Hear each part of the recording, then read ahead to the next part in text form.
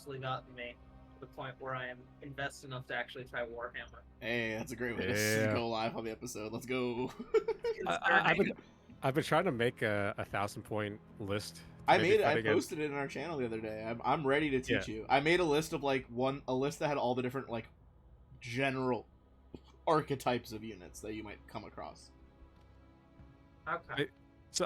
I'm trying to make the same kind of like 1,000-point list.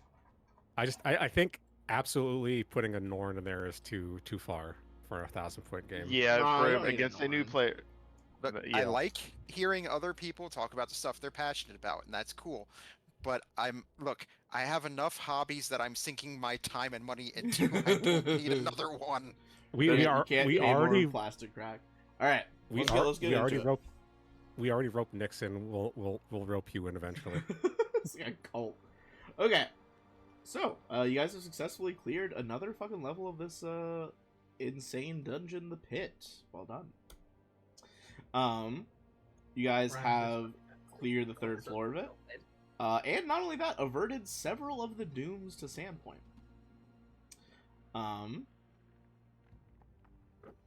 Guys, shattered apart this fucking gemstone.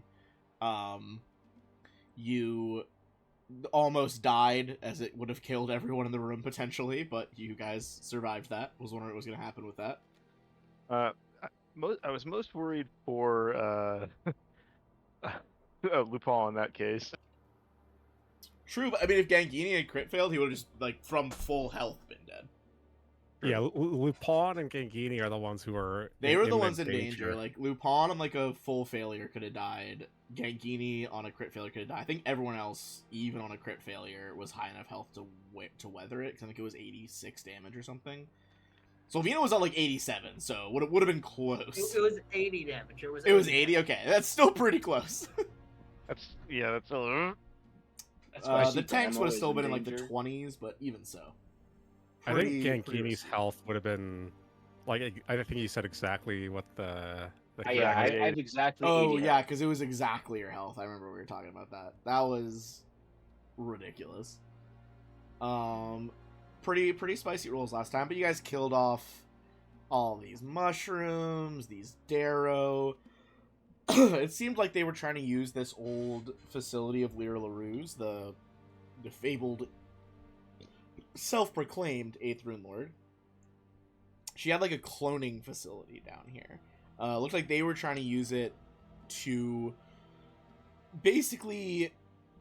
Sorry, oh my god, why am I losing my voice as soon as I start fucking recording? Jesus.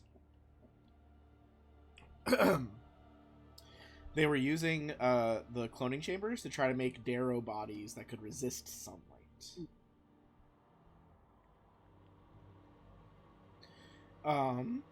You guys are... Oh my god, I don't know what's happened. My voice was literally fine until right now. Okay. You guys are able to head back to town. I believe, did you guys rest in here on the way, or you already headed back? I think we were heading back. Blanket all of a sudden. I think we'll get a huge amount, but we'll have some stuff to sell. Yeah, you guys were getting some stuff together to sell. Working on buying some items. You are gonna have some downtime, so if people want to retrain things, they can. In addition, at the moment, well, actually, let's see who your rankings are at.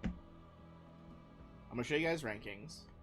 I assume you're sharing... Who are you sharing the news with that you, like, destroyed this floor and that kind of thing? And, like, this gemstone? Maybe we start with Father Xanthus. Though we could also... it might also be worth talking to the Rune Watchers. They may have some... If this is... I wonder if notions of the Hollow Star might have, in more of the labs of Lyra LaRue, might be something they would want to follow. I think we tell the others that we cleared the floor, but I think we only tell Father Xanthus about the stone, because I think the others will be upset that we destroyed a either highly valuable or worth studying object. Fair. Okay, I will say, in that case, give me a diplomacy check for Xantus, and then if anyone else wants to make a bluff check for any other factions they think they'd be talking to.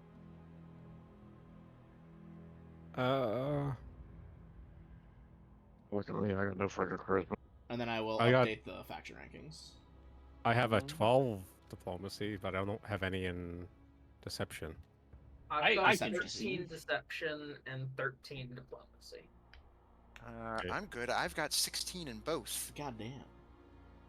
Alright. Okay, I would That's why- say I imagine Lupin, you're probably doing it for the Rune Watchers. I'm gonna do like one person can make a check per faction. Mhm. I'd say the same person can try it on multiple factions, but we can't have like 4 people make the check for the Rune Watchers. If you're picking up what I'm putting down. I can go ahead and do the Rune Watchers if you guys want. Oh yeah, hit me with Sounds it. good. All right. All right, 28. All right, that's gonna be a success. We're gonna bump Rune Watchers up to 12. Who's telling Xantus with the diplomacy? I can do that. I have plus 14. I think Lupin was higher, but I think I'm number 2. Sure. You kind of jump in as the party like goes to talk to Xantus, give him the lowdown, all this stuff. You know, maybe have a bit of a personal connection because you were cursed for a while. Hero point. I have to take hero Methinks points. a hero point might be good. Well, I mean, Xantus is, you know, happy about it, but it's not going to go but really by anything. It's going to stay at 17. Solvina, imagine you're hitting up the Mercantile League. Yeah, sure. I'll do the Mercantile League.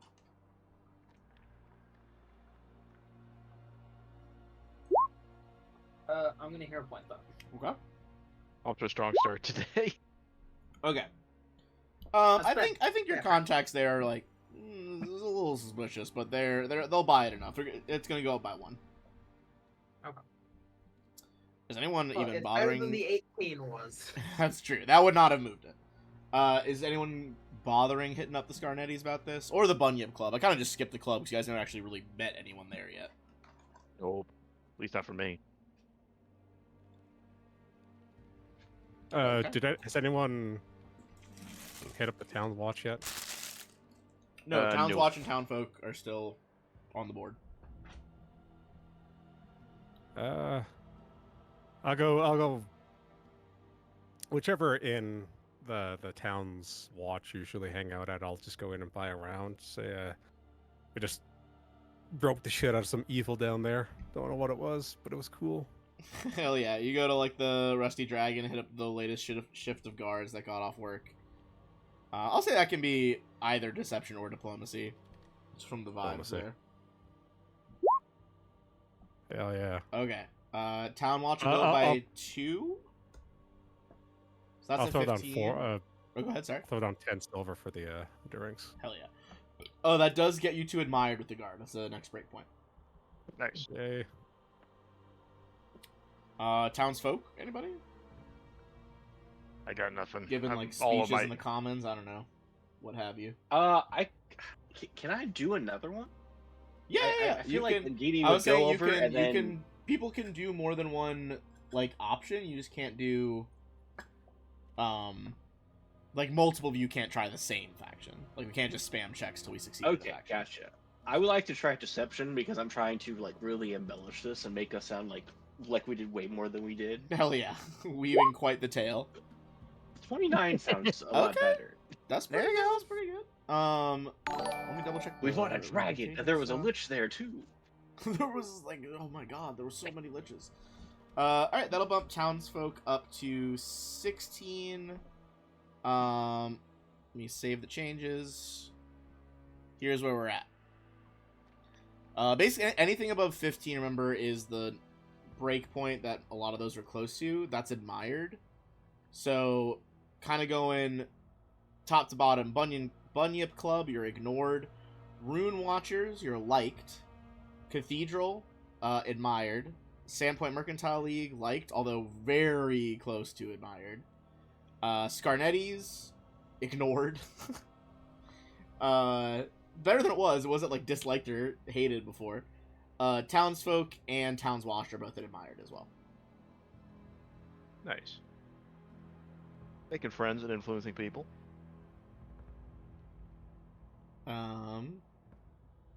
Yes.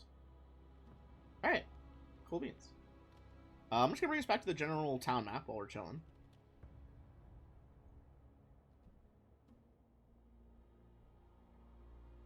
All right. We do have a couple days of downtime here. Is there anything specific people want to do? I know, Tarek, you have a retraining thing we want to do real quick once we get a chance. Yes. Anyone else have a specific downtime? Did I also need to do like a dedicated block to retraining to swap out those feats that I mentioned? Yeah, it would take you. Oh man, I don't remember the exact time, but we should have enough downtime to do it. Okay, How and I much also have to go to the downtime store and get my bands of force. are we gonna be having?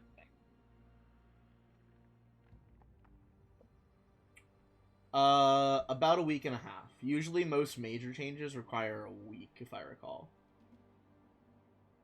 Yeah, changing like feats and stuff is a week. So you got about like 10 days. Okay. I think I could make my way to a store in 10 days. Yeah, for sure. So if we're gonna have 10 days of downtime, that gives us time to do things. Yeah. Yes. It for sure does. So, before we get further into it, do we want to go over the? I want to go over the loot items real quick and see what we may or may not want to sell. Yeah. Yeah, sure. Pair of atlases. I'm assuming we just get rid of them. Wand of blindness.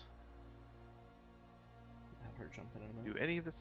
I would be interested in keeping that, but it's also worth 360 gold, so I'm open to. Yeah. It I've depends on been- how much you would want it. I've also been kind of unimpressed by blindness. Not gonna lie, didn't work too well when I had it equipped as a spell. Yeah, I think I have a pretty good suite of debuffs, so it's really up to you if you want to add to that or if you just want to get some money for the group. I think we can ditch it. Then we have the Undertaker's Manifest and the Books of Necromancy, which none of us are really the kind of a spellcaster, so I'm assuming we would sell those. And then we have the Cloning Notes book, which I believe has some effect if we can use it.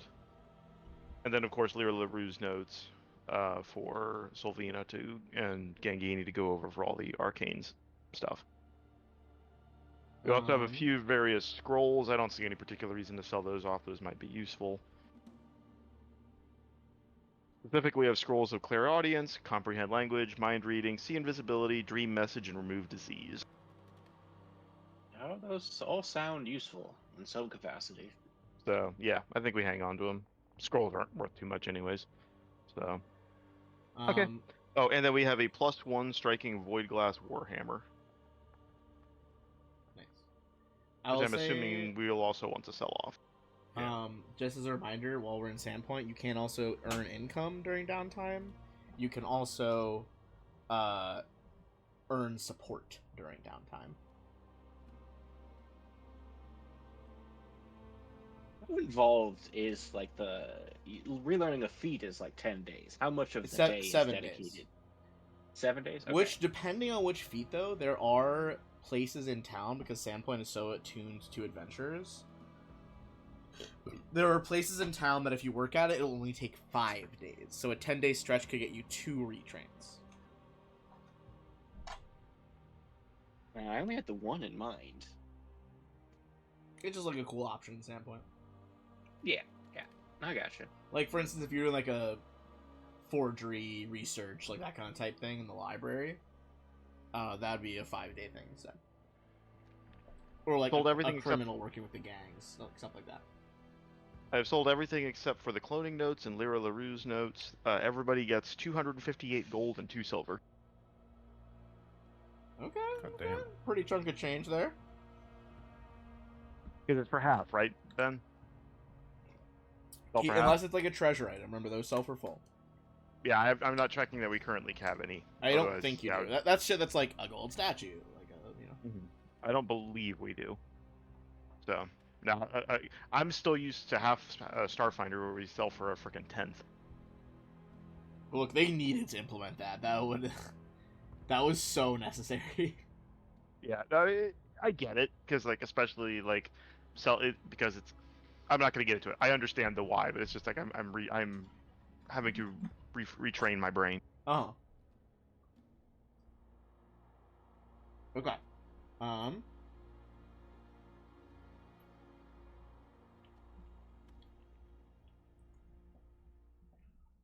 Don't forget, part of downtime for you guys could also be researching Lyra LaRue. Because you guys have a lot of potential sources for her now. Yeah, because we still have the notes, and we also have, if need be, the cloning. I need to remember. I forget what bonus those off.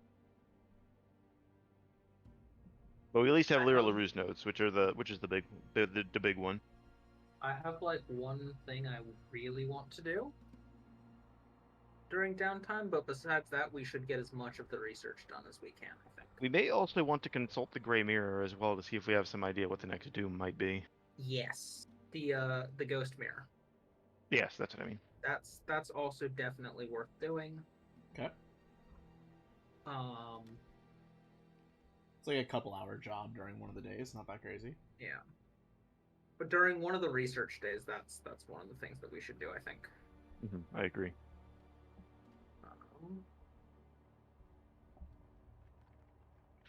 I'd say probably for other than this other stuff, Lupin would be spending his time doing his usual thing, going to Quink to see if he's got any updates, and continuing with his experiments, and just patiently waiting for Red to make her grand entrance. And I think she will during this downtime.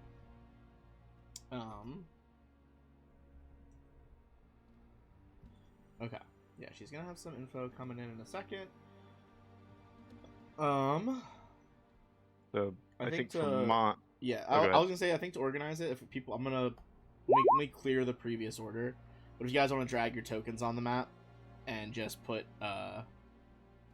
yourselves in initiative, we can kind of go down the list of what people are doing this downtime, just to streamline this a little bit.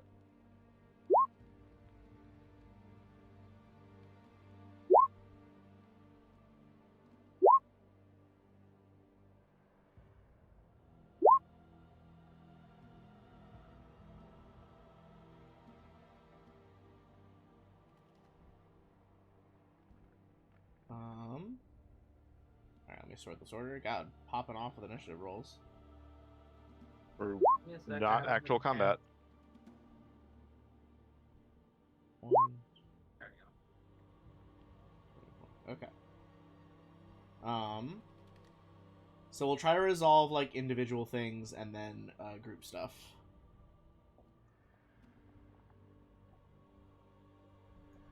Roland, anything you were doing or retraining or like earning favor, earning money? I think the cathedral, that is specifically a Desnan cathedral, right? It is. There's like some places of like they have like shrines to other gods. There's like more minor. Okay. I'll go hang out near the Iomade shrine and just take the temperature, see how she's feeling. Sure, I'd say maybe just give me just a religion check. Of course. Hero point. Yep. Okay. I Lightning think hits the cathedral. I think you kind of like are doing this like days after days. You know, like during whenever you have like a couple spare minutes during the downtime, 10 days. I think on a 22, for a while you're wondering like, is this working? Is anyone hearing me? I think towards the end, there's no like holy glow or anything. Nothing like as obvious as a paladin. But I think you notice a couple of things that are often indicators of Iomede's favor. like unsheath your sword one day and it seems to like have already been oiled and like treated. You can see like the blade catches the light a few times during practice in a way where it shouldn't really have been able to reflect light in that direction. Like, it didn't make sense with the sun in the sky. These are all signs that, the gods' favor is somewhat with you. And I'm gonna say on the next fight, you could add a D4 to initiative. Despite not having resworn any oaths. Yeah, I think just like there's some recognition here of like the work that's being done in as far as like up on a planetary scale for the gods. This is like a hot region. Well, there's a lot of stuff that goes down in this part of Galarian. I feel like all of Galarian is just a hot spot. So I mean, yeah, you're right. There's probably some cool parts in there. Some chill farms somewhere. Okay. Anything else you want to do while you're doing that? Nope, that's it. Okay. Tarek, what are you doing in these week and a half or so of downtime? There are two things. One, I want to start doing the retraining, losing the insect form feat in exchange for Order Explorer, so I can take the first part of Storm Druid. And then the other thing I would like to, because if depending on how long that takes, because I think he would mostly just be spending a lot of that time meditating on his connection to the natural world down by the beach, thinking on that. I think the other thing he would like to do is that in his other time, he would probably, to try and again keep maintaining good favor with the townsfolk, I think he would probably still try to do like medicine checks for the town doctor, like he's been doing previously, and essentially help make medicinals, treat people, things like that. Still trying to keep earning some favor with the townsfolk. He's not meditating on the natural world. Okay. I think there's like, a particularly stormy night as you kind of commune with nature and you feel this like a more primal attachment to the storm itself, kind of the more destructive aspects of Gazre. And I think if anybody were to see it as the storm lashes the coast, it's like at the end of Shawshank Redemption, just bare-chested in the storm with the lightning all around him, closed eyes, quiet, just calmly immersing himself in the storm. Hell yeah. Okay. I was thinking also the scene where Zuko is kind of losing his mind and trying to get the storm to hit him with lightning because he needs to prove himself. Right. And do I need to make a medicine check for the to help out the townsfolk? Yeah, I would say give me a medicine check as you help out. I think is there an innate bonus here from working there? I think like you're doing the task. I think it also offers a bonus for doing it with, like, in the way that you described.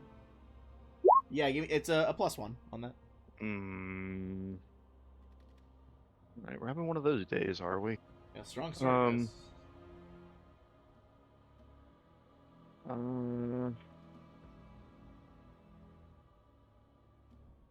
Do I re-roll? I think so. That's a 4 on the dice.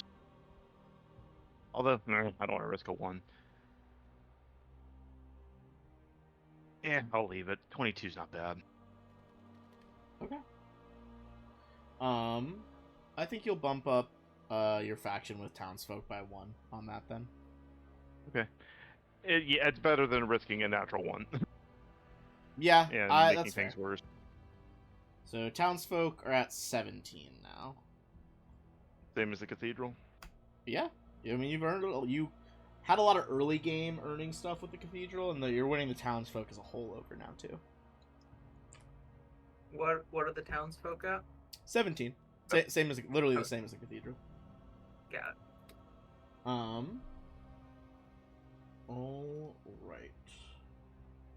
Give me 1 sec. I'm checking a note of mine.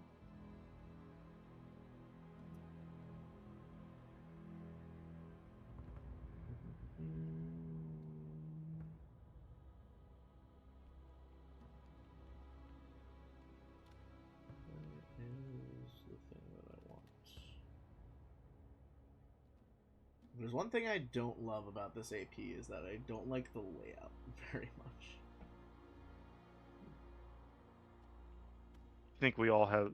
I like what they were trying to do, but I think we all have some criticisms. I think mainly the literal layout of like the book is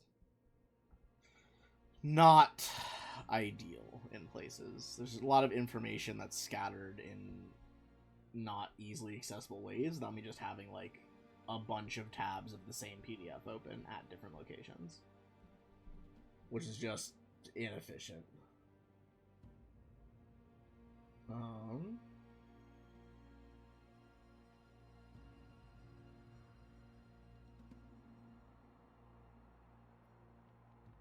Alright. Cool. So yeah. You get your stuff done. Tab back over to my Sandpoint notes. Okay. Lupin. We will get into Red showing up here a bit. What else are you doing? Well, I'd say one thing is like seeing how badly got here. I'll go ahead and spend some money on picking up some healing potions here. I was looking through, and I went ahead and already deducted Adam inventory for. I just grabbed 10 moderate healing potions. So as my inventory, I went ahead and deducted the gold for that. It's like, hey, it's like this way I'm hopefully not having to depend as much on you needing to heal me, Tarek. Okay. I would say having backup healing is not a bad choice. Let's get here. It is never a bad plan. I would say along with that, it's like Lupin. Normally, when he's like not on the job, it's like he's just using his usual thing, just milling about town, hearing rumors, and then hanging out at the bar, doing drinking, doing karaoke. But now adding to that routine is going to Broderick Quink to fulfill his end of the bargain. Subjecting himself to various experiments in the air quotes you can't see me doing. In exchange for him trying to find out more information about his parents. I think one of the times you head back to Broder's. We'll pop his art and popped up his art in a hot minute.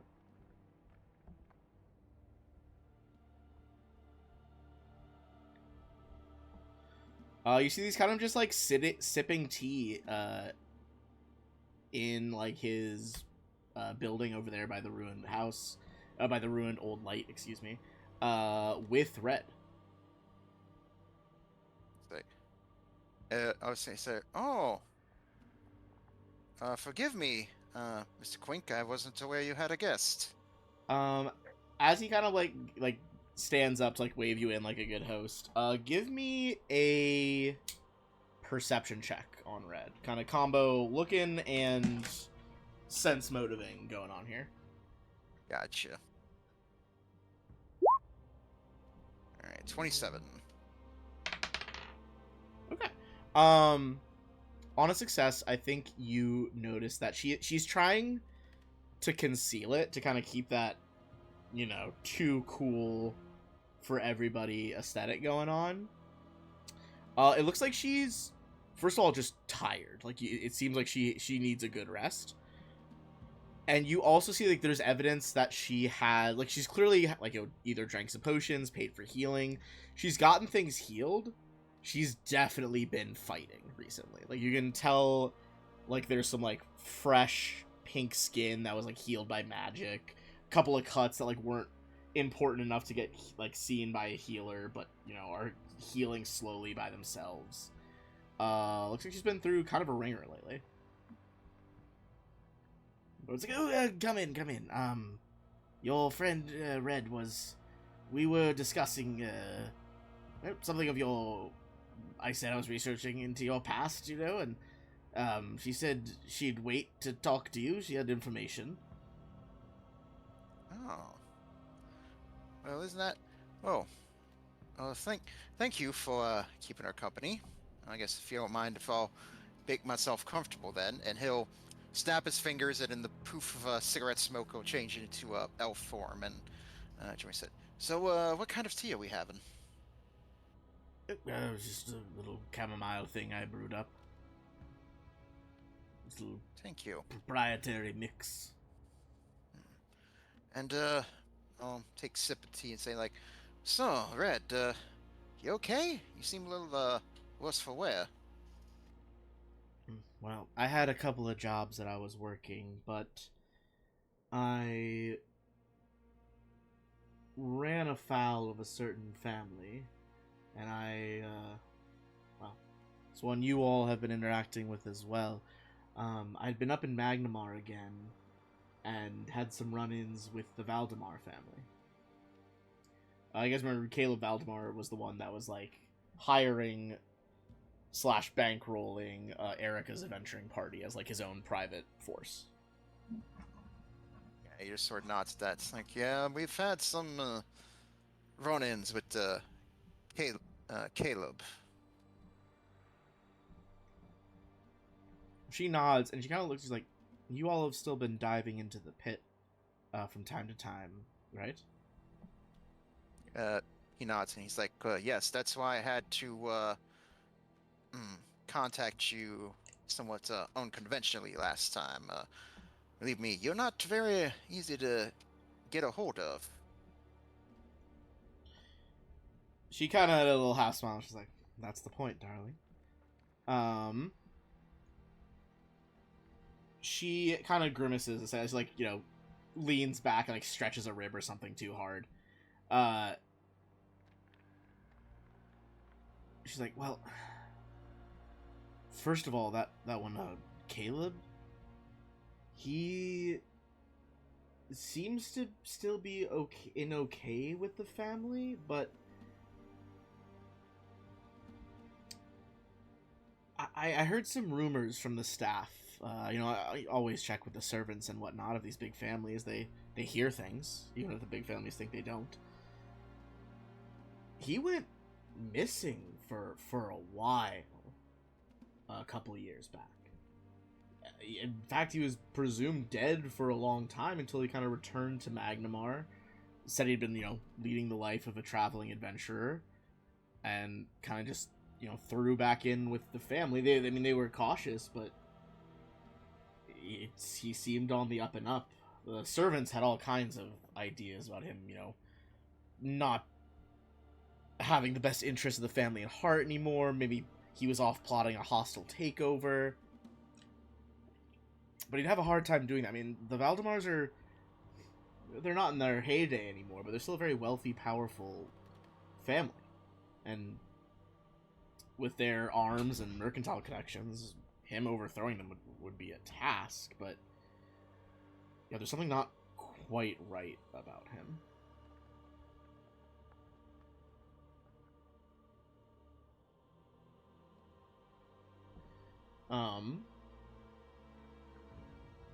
Oh, and that's the past information I had heard about him. Perhaps more immediate. He took that party of his. They're in the pit, or they went into the pit a couple days ago.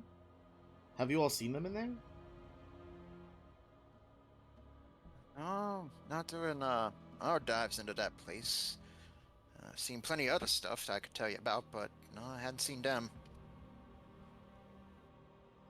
And would you have seen them on the way down? I'm wondering if they are scratching the surface, or if you haven't seen them, are they perhaps lower down than you?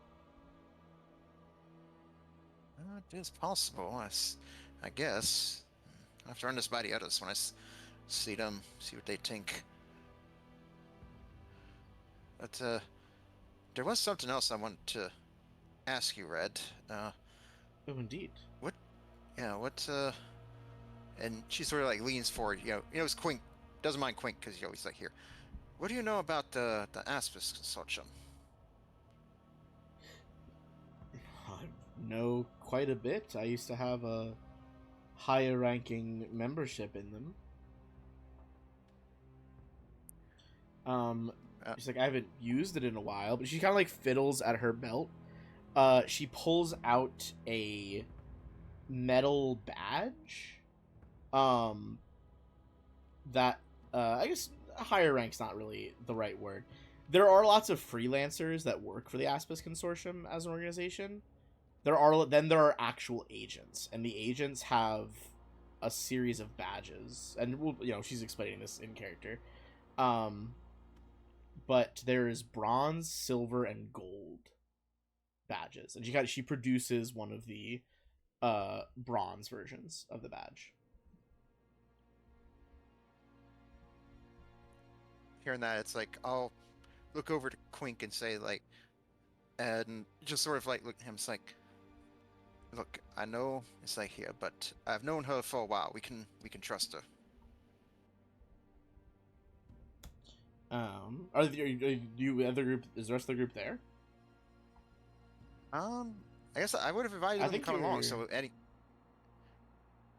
up to you guys. So, so it's up to you guys if any of you are there as well.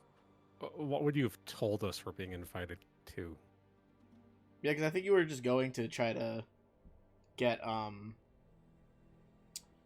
you were doing like the research stuff with Brodert, so I don't know if you would have brought the others to that because you didn't know that she was going to be here. Research, boring. Nerd work. Just Yeah, smash cut Sylvina... to roll and just like kneeling in front of a statue for like 4 hours. So Sylvina has specific stuff that's probably going to be spent time doing, and I imagine Yeah, probably good put point, out an right? offer. It sounds like, but they were off doing their downtime things. All right, but no, it's like I basically would just turn to Quink and say like, me basically saying like, hey, I'm going to talk to her about us, but she may seem a bit shady, but I've known her, so I can trust her. It's basically like here, just sort of like soothe any like doubts you might have about me talking about this stuff. Well, Red, I've been helping out Quink here with some experiments he wanted to do. He wanted to find out more about me and what I am. And in exchange, he's been helping me find out about my parents. So she kind of raised her eyes like, oh, and any information of interest so far? Well, he says him and his associates been digging around based off what they've learned about me so far. And apparently, one thing they did find is that my parents had at some point were fairly high-ranking members of the consortium. She kind of like taps her lips. I think you also heard like that there was like an old family name involved with that too. Yes, and apparently, he heard my family name like here, and once again, my family name Lupon. That's not an alias or anything. That's my actual name.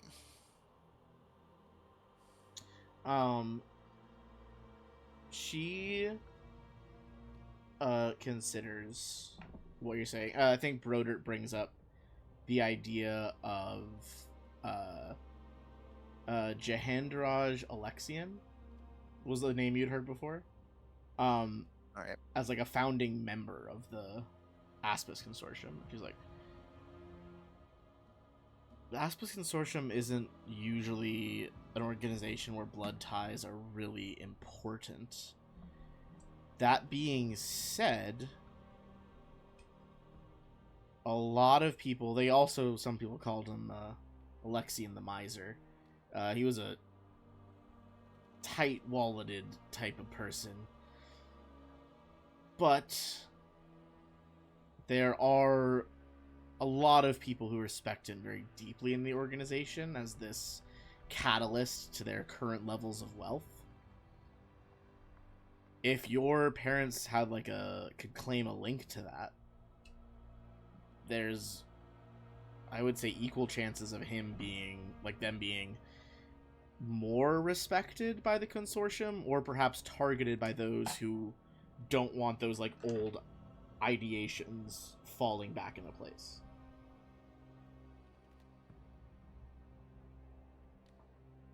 I see. Well, thing is, like, I've been thinking this over, and I got a couple theories bouncing around in my head that, right here. What I'm thinking is either they wanted out, or maybe they discovered something that they weren't supposed to, and, they fled with me, and then left me at the orphanage here, and, well, that's the last time I seen them, and I want to know something, like, even if, and he stops himself for a moment, and he takes a deep breath to calm himself, like, even if all I find is a couple of graves, at least they give me some closure, And this is the thing, it's like, she's seeing this emotional side of him that he's never showed her before. I don't think a sense motive check. I think that's like so like not a typical part of your existing relationship with her. I don't think you need to make a sense motive check. You see, she's like a little taken aback. She's like, "Oh, this is like they're showing a more serious side here." So you see, she's not like the most like overly confident of what to do in this like now in this type of social scenario. But she, I think, kind of like takes her gloves off and puts a hand over yours, and she's like, "Look, I get it. Family can be hard. Now that I know they have that link to Alexian, next time I'm in Magnamar, I can see what I can find out. The Aspis Consortium has a pretty big presence up there. It's not just a criminal organization. There is a pretty much a front, but there is a legal business part of the Aspis Consortium." I mean, I would appreciate that, but you sure? I mean, if what, and like I said, it's just, these are just theories I'm thinking about, but if that's true, like, if they ran away from that because of what I'm thinking, like, you're putting yourself in danger, looking for them like that. She shrugs and she's like, "Look, all I ask is if you do take on some Aspis members later, I get a cut of the inevitable treasure haul they'll probably have stashed away, hoarding for themselves." He grins and says, "All right, just for you, we'll split it 50-50, okay?" She extends a hand again, like ungloved. This is like very much a level of familiarity she usually tries to shield. Like, part of why she wears the gloves, psychological. She's trying to hide intentions. Very tried and true trope in literary circles. But yeah, she just like, bare handshake. Yep. He shakes her hand and then takes it and gently pulls up and gives, does the thing where she gives her hand like soft kiss. She smiles and like cups your cheek as she stands up and like goes to the door. And she's like, "Next time, hopefully with some Aspis money, let's hit the bars too."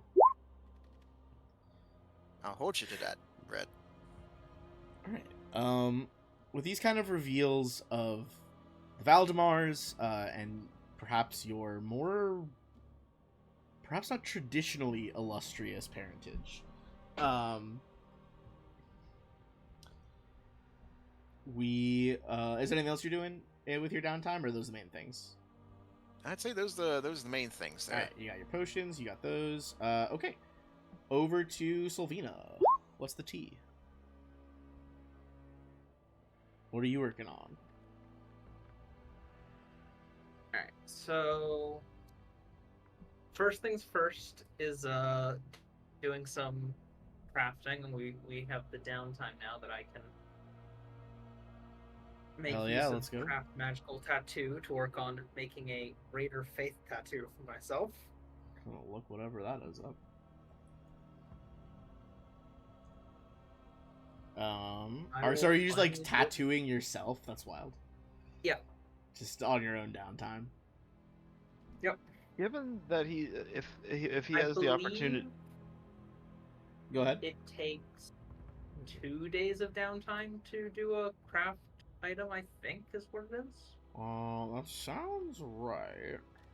I would say that Tarek has a number of tattoos and ritual scars on him. If Sylvina asked him, he'd be happy to help, I think. Nice, yeah. Oh wait, I think it's 2 weeks. Never mind, we don't have enough time. Again, you can reduce the times depending on where you are in Sandpoint. I don't think they have a place that. Oh no. Sorry, it is 2 days of work. I don't know why it says in other places it takes 2 weeks. Okay. But I was gonna say there's like a list of like 20 locations that all offer different bonuses. I feel like there would have been one. Worst comes to worst. yeah. So it's 2 days of setting up and then you can craft it. All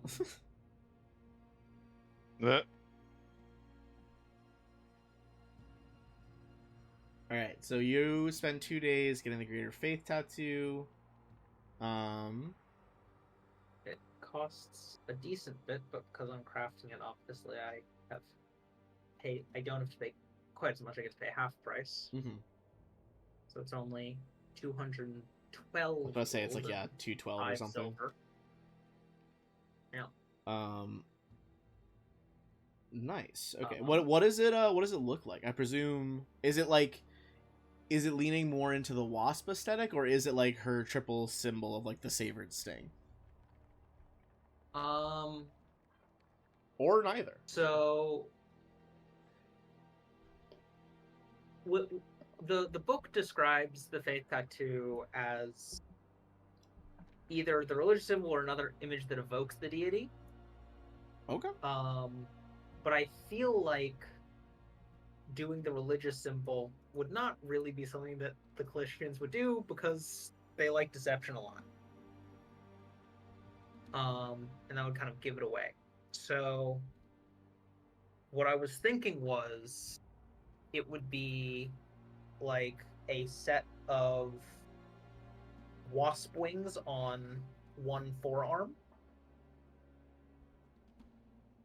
And then because wasp wings have that kind of interesting pattern to them, probably out of between the lines of the wasp wings would be where the flying flame wasps come from when going out. Nice. Hell yeah. That's sick. All right. So we're working on that. So that's 2 days. Mm-hmm. Then beyond that, I will fork over the 200 gold required to keep the Mercantile League happy with us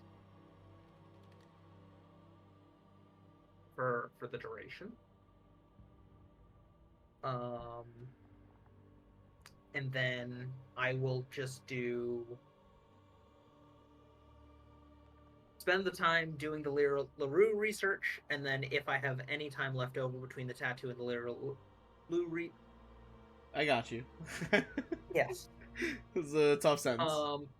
If I have any time left over after that, it's going to be spent investigating key business deals that Alistair has going on.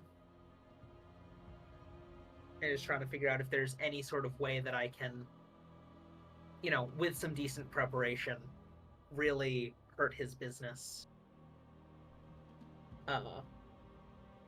in the short term. So that, it's weak or long term for me to deal with. Okay. I would say, okay, so where or what are you using to research the 8th? Well, we've got all those things that we need to do, and we had a week and a half, right? Yeah, I guess you could hit all 3 of the. I think you had 3 different ways to do it. Yeah. Okay. So, that's why I said if I have any time left over, because I'm not sure how much time left over I would have. Okay. So there's basically there are different things that require different amounts of stuff. Oh. So, first thing, the workshop journals. So this is like all the journals and books discovered in the Spy's workshop, on the previous floor. For that section of her research, basically each of the sections can offer a different amount of research points depending on how well you do. For the workshop journals, you could either hit me with academia lore, library lore, or arcana. Gangini, are you planning on doing any research? Maybe a minimal amount. I do have to do a retraining. All right. If you're doing retraining, then I'll do the arcana. I just figured if you were gonna do research, I would let you do it because you have better arcana. But Arcana and academia and library are pretty good bets for all of these. Some of them will have some different checks possible, but yeah. Arcana will pretty much always work. I have decent arcana. I have 13 arcana, but Gangini is better, so I figured if it was needed, it was 27. 27. Okay. And this was on the workshop journals. Not a critical success, but that is a success. So we got some research points there. I think anyone can... If other people want to help, if anyone has any spare downtime, they also could. Okay. I will say, let me just double check that I'm doing the right amount of RP. Okay, yeah, so success is 1 RP. Oh man, I'm gonna need a different document to keep track of this. Hold on. I added a Lyra LaRue stuff section to my notes because I figured I would also need one to keep track of what we learned. Okay. I just want to make sure, like, a note of, like, there's a maximum amount of RP, like, you can earn in each section. I want to make sure I keep track. Okay. You could keep researching the workshop. It'll get a little harder. Or you could... There are other options available. You have Lyra LaRue's notes from her private chamber. You have the prisoner's manifesto, like that guy like carved all that shit in the oubliette, the hidden prison cell. The workshop texts. Didn't we just do that? That was the workshop journals. Okay. They're slightly different. The workshop texts are like that was like a bunch of the shit that was also where they were trying to do clone shit too. Okay. Or where is it? Oh, you don't actually have that one yet. So it's mainly those ones.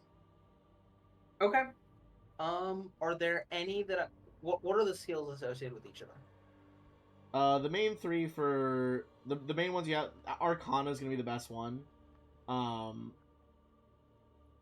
There is a society one on the manifesto.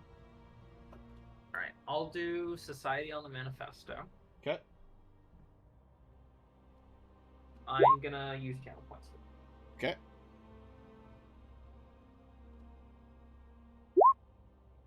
Jeez. Oh, that is not a success as you try to decipher, like, the ramblings on the oubliette.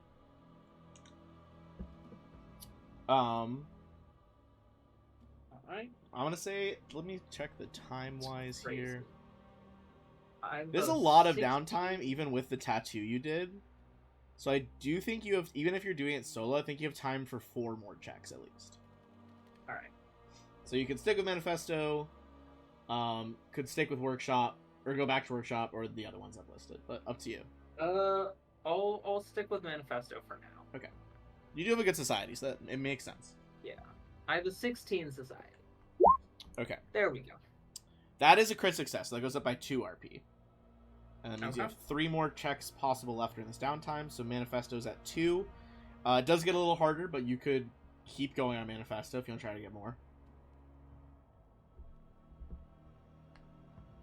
Just in between like rounds of like your tattoo healing, you're like just resting your body between tattoo sessions, just hitting the books. I think I'll do 1 round on the notes from the private chamber. Okay, private notes. It's gonna be Arcana, I think.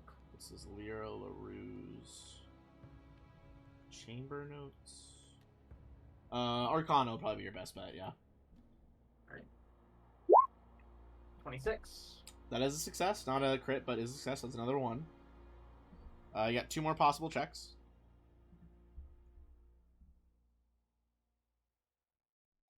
All right. I'm trying to decide if probably I think Solvina would want to spend the rest of the time investigating Alistair's stuff, if possible. Are you debating that, or is that what you're deciding? That's what I'm deciding. Oh, okay. Any particular way you want to do that? And let me. So, currently, before I forget, you're sitting at a total of 4 research points. That is going to get you 2 pieces of information. Okay. You can come back again to try to keep doing this on different days. I'll tell you the maximum number of research points for Lyra LaRue is 24. Okay. You guys Yeah, are at 4 well, right now. There's a lot of, it'll and be it worth- basically unlocks a tier of information like every 2, pretty much. It gets a little bit harder toward the end, but Got it. for the most Okay. part, it's Well- actually it's the whole way. I think it's just every 2. Yeah, it's every 2. Okay. Long term, we probably want to keep doing that, but I don't think it makes sense for me to just do it all, Mm-hmm. and I think at the moment, if I have 2 more checks, the maximum I could get is 2 more points, and that's on successes, which are not guaranteed. So, probably for looking into the stuff that Alistair has going on.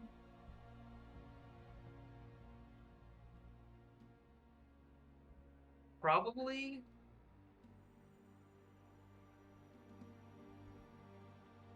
I mean, I think there's a lot of ways you Okay. can go for this. I think it's just how you want to flavor it. There are multiple options, and I'm trying to consider which one.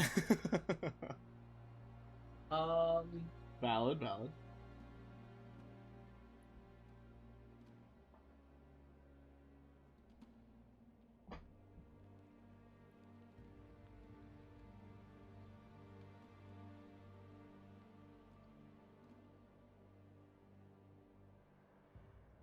Do I know?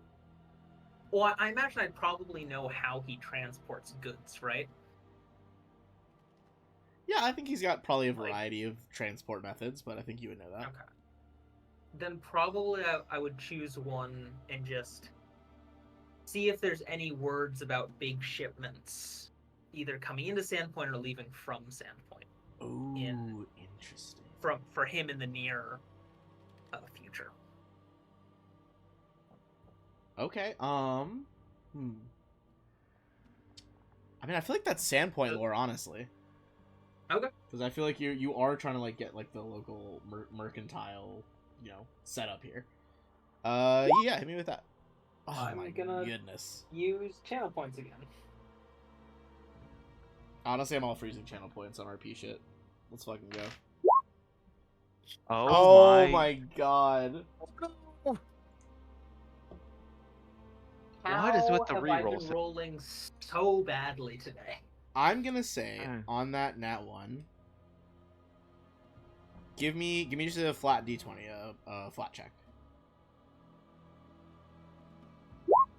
Okay, I think you like fuck this this investigation up and totally have your eyes set on the wrong ship, and like his just gets away scot free. Okay. I don't think the nat 1 is on an 18 luck check. I don't think it's fucking up badly enough that he's like oh, I'm getting tracked by Sylvina. Okay. Like, Sure. I think that this is a fuck up on Sylvina's part, but you do go through like the adequate, like you were cautious enough that it's not that bad. Okay. Cool.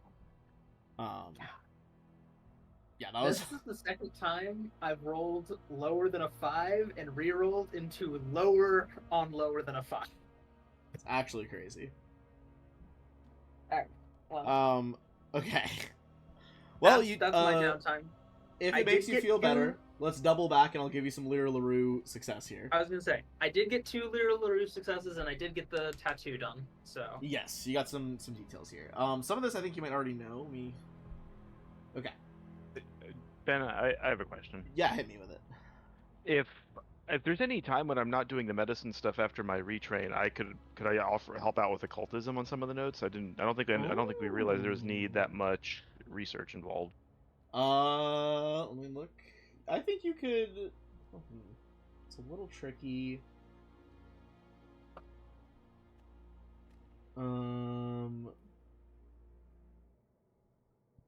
Oh, sorry. Oh my god. Yeah, I'd say on the manifesto in the oubliette.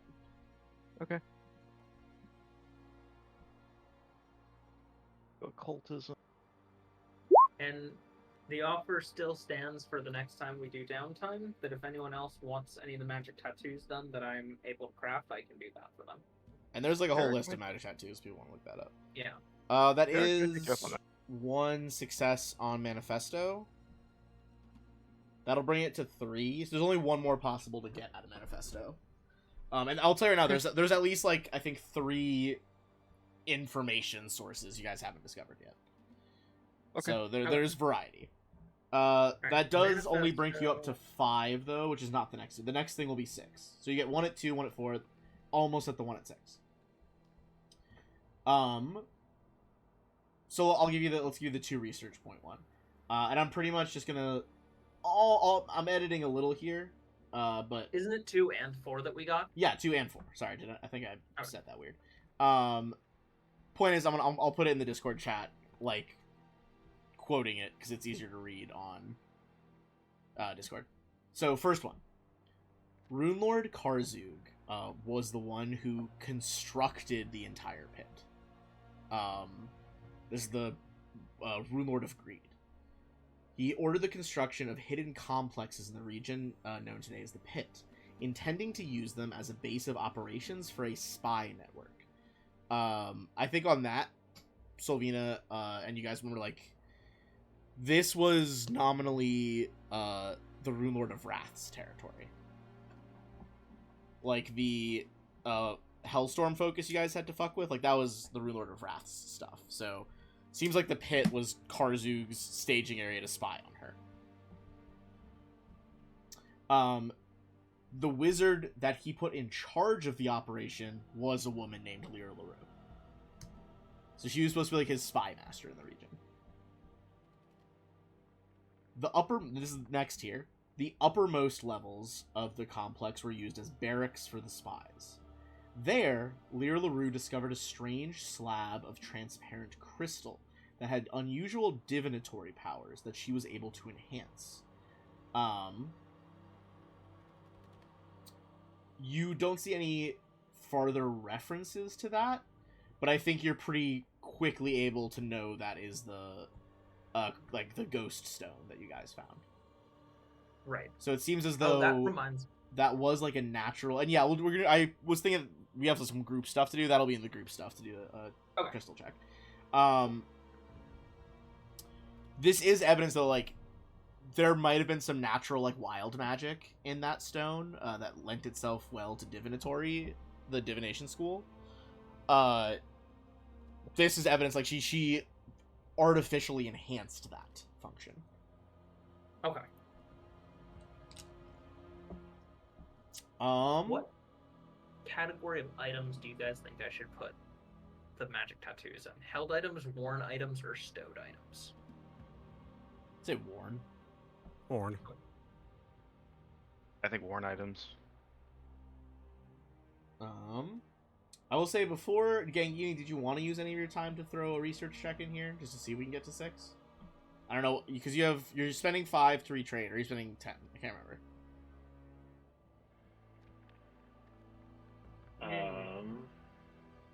I think you said 7.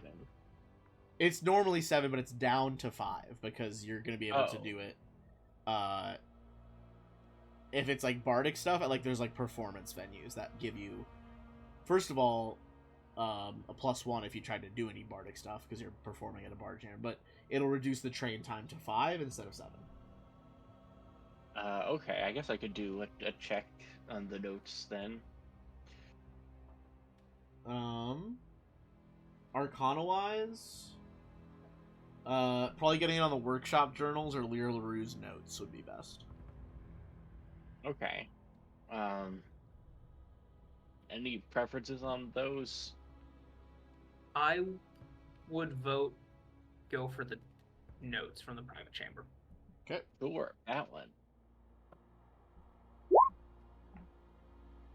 That's probably something. That is exactly a crit success. So you go up by 2. So we're now at 7, which does unlock the 6 research points tier. Lyra LaRue was one of Runelord Karzug's many apprentices, but was somewhat well known for not being a particularly powerful wizard. Her strengths instead lay in subterfuge and trickery, qualities that helped her secure her post on the border as a spy master. In terms of border, that's right. Like, the Thessalonian Empire was ostensibly like 7 countries that all worked together. Worked is a strong word, but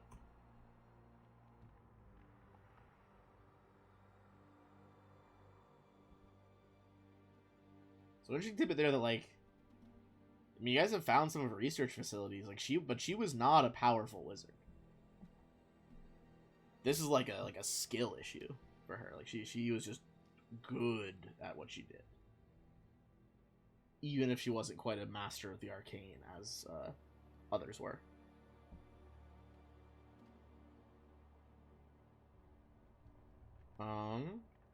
Okay.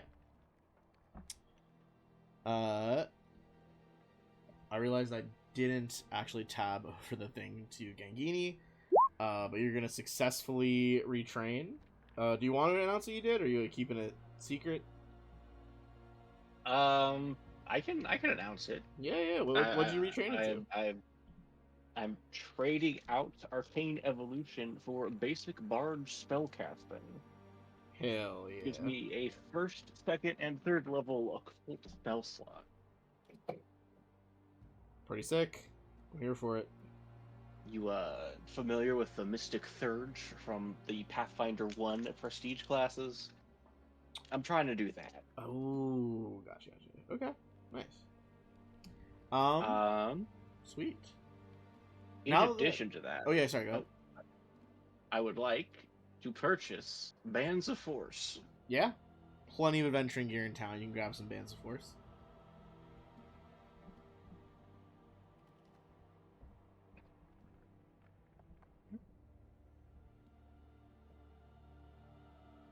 I have a bit of shopping to do as well, so but I figure we get to items at the end.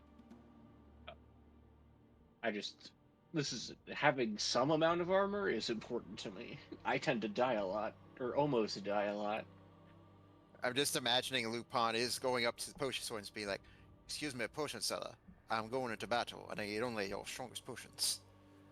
See, I was picturing the like Ron Swanson scene from Parks and Rec, where he's just like, "Bring me all the eggs and bacon you have." It's like, I worry that what you heard was "Bring me a lot of eggs and bacon. Bring me all of the eggs and bacon you have." It's just you guys for the healing potions in town. Every fucking healing potion this town has to supply.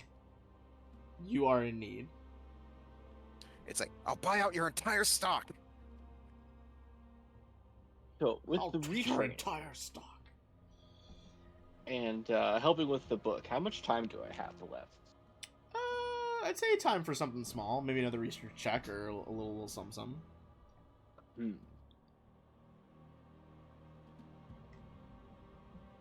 I don't think this is going to qualify as something particularly big, but I would like to talk to Tarek. Alrighty. I don't think you have to ask permission to talk. I don't to know him, why right? my brain just broke for a second. I was like, who the fuck is Tarek? Well, I mean, he asked what I wanted to do. I want to talk to Tarek. Yeah, you totally can. I think in my head I was just so braced for an NPC that I was like, what? If I have time, there's an NPC related thing I want to do, but Well, I what are want you trying to- to what are you trying to talk with Tarek about? I want to build up to something.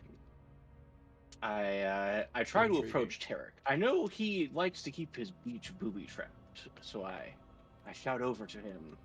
I don't know how far away I need to be to feel safe about this, but I do know the bullhorn spell, so I will use a bullhorn to Just shouting from like the very little hill cliff edge. subtly talk to Tarek and be like, "Is this a good time for me to talk to you?"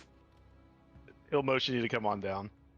All right, I will come on down. Just Tarek. electricity And I don't- crackling. Yeah. I think honestly the air probably like your hair stands on end a little bit with static electricity. I buy that. So, Tarek, I don't know who to talk to about this, but I think you're the closest person that I can think of that might potentially have an idea. I'm I listening. know that's very, very specific. Very, very specific. Whoa. Talk to me. Talk to me. I feel perceived. And I know, like, I feel I'm normally very interested in feeling perceived. This is a very different type of perception. I feel like I have stared into the void. And I think I feel something staring back. Can I do an occultism check to see if perhaps that might be a lingering side effect of the curse he was under? Sure. My roll 20 does not want to refresh because it just froze, but you can tell me what the roll was. What the fuck is that? It was a 27. I think part of you is like, I mean, that might just be lingering like fear from the curse. But I think on 27, like, it's not impossible that something could have taken notice. Like, these outer areas do have their own things. I think I would say strange things lurk beyond the edge. These Darrow were praying to it, trying to invoke it. It's certainly possible that you got the attention of something. If I And did, is that bad? I get Hey, what do you think? I don't know. Up to you. I think Tarek would be the elder gods are not something of nature, not of this natural world. I personally would not be keen to have their attention, but if emotions around both to the natural setting around them and towards the temple, whatever excuse me, whatever happens, I think there's folks here who can help you out. If there are, if we'll look after you. Nothing else, at least I will. I appreciate it. It's just a feeling, but like it's a strange feeling. I think that I can't say I blame you after watching you after staring into the void. Yeah, I don't see the death of the universe very often. That was an interesting day, And then for sure. say nothing of having one's mind racked with the thoughts of it. I don't blame you for being out of sorts about it. Let me know if your dreams are racked with that stuff again. I can help you out. All right, I appreciate it. It's an odd time to be alive, and He's- I'm not exactly equipped to deal with some of the things that we are dealing with. For a young, for a, Eric actually again offers a rare smile to that one. For young and fresh as you are, you're doing good. Just Thanks, Tarek. keep your wits about you. There's strange things going on here, both seemingly from within this world's past, and perhaps things that are still going on beyond it. I fear that this journey is only going to get stranger yet. So, keep doing what you're doing. All right. I won't take up any more of your time. All right. I'll walk back with him up the beach. I don't know if I've seen it.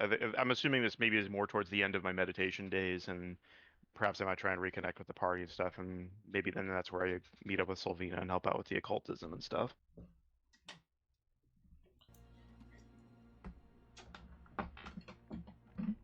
Okay. Your stream is in fact down. Yeah, well, I put it on BRB while I tried to sort the thing. Oh. It should still be, like, live. It's just not. Yeah, it's on BRB. Okay, cool. We're still talking. I turned off the screen while I tried to fix things on my end. And yeah, I just said that I'm because I gave away the potion of flying. The flask is now empty, so I'm gonna fill it with alcohol. I feel the need to say that because in case I decide to put the alcohol to use at some point, I do not want anyone to say, "When did you say that you had done this?" Fair. Roger that. Okay.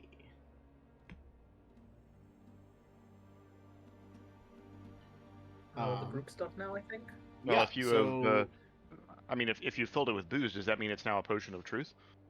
I was thinking more emergency disinfectant, but There you go. Sometimes you just need emergency a drink flammable mid-dungeon. substance, but I don't think we need flammable substance in our party. I think we've got plenty. Okay. And it's also about to get more flammable, because one of the things I'm going to do is spend a bit of my money to upgrade my Staff of Fire to the Greater Staff of Fire. I think at this point I've dumped 400 total gold into making sure that the Mercantile League doesn't grow to hate us more. I mean, it's paying off. I mean, having the merchants backing us up is helpful. Oh yeah, no, I'm very happy to do it, especially because again the reasonable upgrade that I can take next is like really expensive. So. And for your edification, that means I also now have access to my staff. I have access to Floating Flame and Fireball.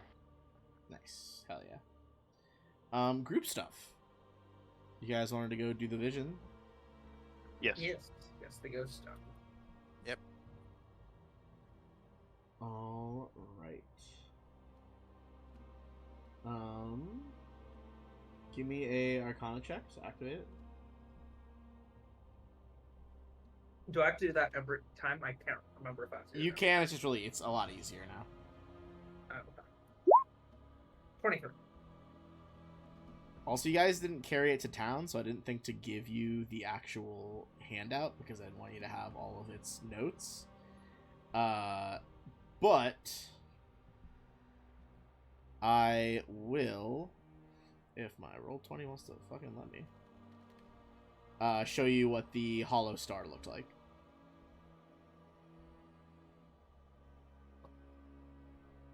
Awesome. That's the thing you fucking shattered open. Very, very cool. I'm very happy that we got rid of that thing. Did we get any XP from it or not? Yeah, I gave you guys XP for it. Yeah, you guys got 60 XP for destroying it. It wasn't like a full doom or anything, but you did destroy it. Yeah, I know. I was just curious if we did. I couldn't remember. 23 is a success. So the last one you guys saw was the citizens of Sandpoint falling into tormented slumber, nightmares ripping free from their bodies. This time, you get a flash of a humanoid shape transforming into the Sandpoint Devil. This being subsequently rises from the pit with a veritable army of cultists marching on Sandpoint.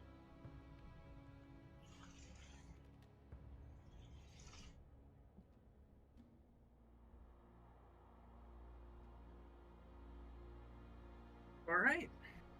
Yeah, seems fine. Seems Round like two, I we suppose. need to start heading down further into the pit, I guess, to try and find the army of cultists. Army of cultists sounds good for our blaster casters. I was gonna say, I think that having 3 people who can cast Fireball is gonna be nice against the army of cultists. Fuck, I knew tank spam was the meta. I'm honestly considering next level, I think, is when I get elemental reflow, but I'm not sure. But when I do, I'm considering reflowing a thing or two into the ability to deal cold damage with my fire elemental stuff. Because I That's figure we will pretty encounter cool. things that are immune to fire. It is the most common resistance type, so it's not a bad guess. Yeah. Reversing the polarity. I think actually, at first I was like, I wonder why they made cold the thing that is the one. So each element has Like a a damage additional type of damage it can be flowed with, because they want people who are single element kineticists not to be destroyed by a single immunity.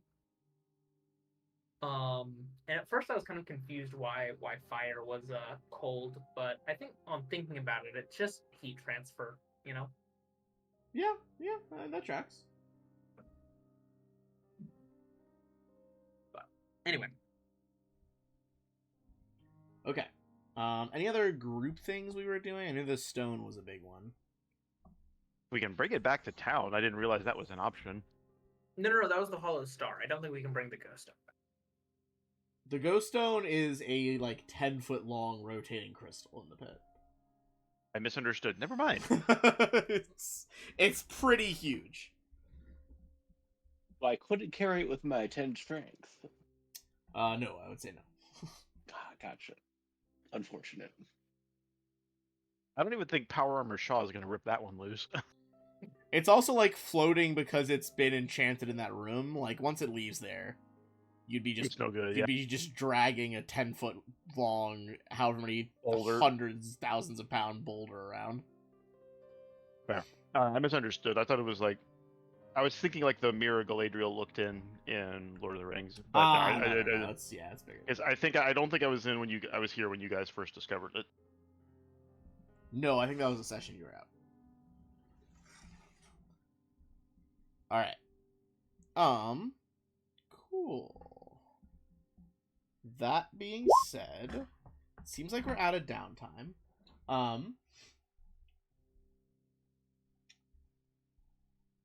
During the last day of downtime,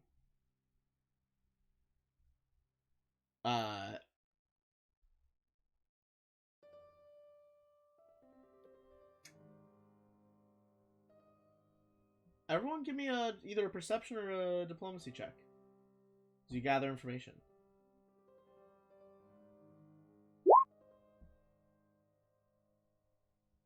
Not bad. My rolls today.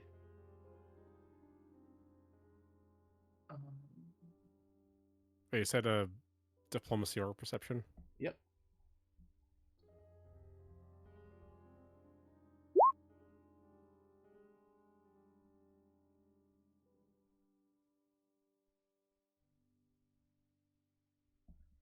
Okay.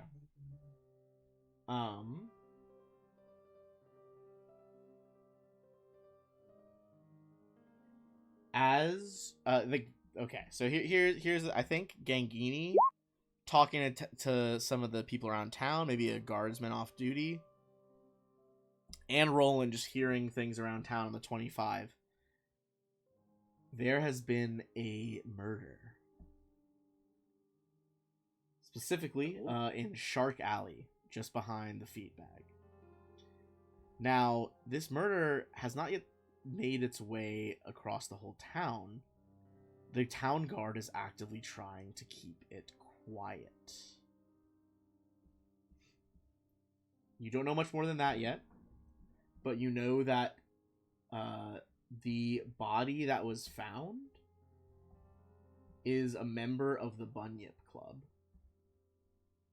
and that they were killed by multiple deep hatchet wounds. And nothing of value was lost.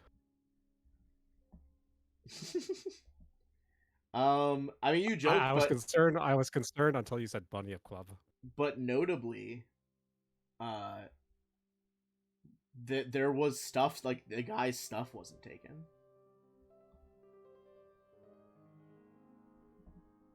I do think that we should probably investigate this. The last thing we want is for the Scarnettis to start blaming this on us too. You do know that if it turns out to be the ghouls you friended, we will have to kill them. This isn't the ghouls. Yeah, I'm kind of hoping it's the ghouls so I can go kill them. Well, Perfect in character response. It's not the Alright, ghouls. All right. I mean, the ghouls were before not we using start, hatchets. look, before we start throwing Not yet. anybody under the bus here, let's just look at the situation, figure out what's going on. All right. Do you guys want to head over and investigate the body? All right. Well, let's start with. And it's like, all right. So let's start with the obvious things. All right. So we know this wasn't a mugging or robbery because this guy's got all of his valuables still on him. Well, I'm not sure we can say that for sure. Well, He may have only been after one thing. Exactly. If it was a robbery, it was a targeted robbery after a specific item, not just like a general. all right. I did. So this I wasn't did like forget to mention this, by the way, because there's a million effects of the reputation. But you guys have so entrenched yourself with the town watch now that you're admired. You won't suffer any penalties from the fact that the Scarnettis don't like you, Ooh. because the It's town because no the one town likes watch is Scarnettis. basically I like think- making it clear, yeah, like, because these the thing is, like, are people are to I- be trusted. I think Oh, it's wait. like So that means I didn't have to spend 200 gold? You this? did. You did prior to this. You just got to this tier. Oh, okay. Okay. Got it. I'm clarifying now, like, because otherwise you would have had to spend some more money after this downtime period you had. You don't have to do that because you just hit the admired tier.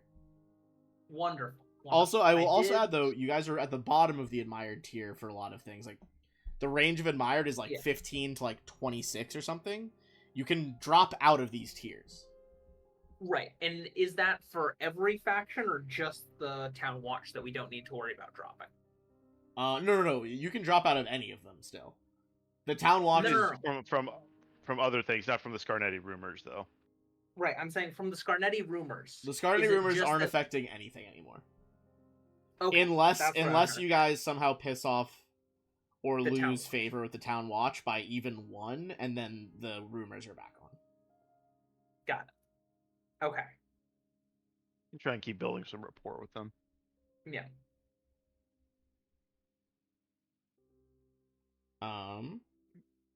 Okay. Could I cast detect magic on the body?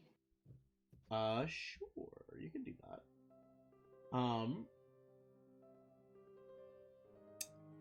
I don't think you find any particular magical stuff around the body. It does seem like hatchet wounds are what killed him. The cause of death is obvious, several deep hatchet wounds to the torso. But I will say, one detail the rumors didn't explain is the fact that the victim's tongue, I don't know why I almost grabbed my tongue to do that, and eyes are both missing. If anyone wants to give me a Sandpoint lore check, they can. Otherwise, you could talk to Sheriff Hemlock, who's on the scene.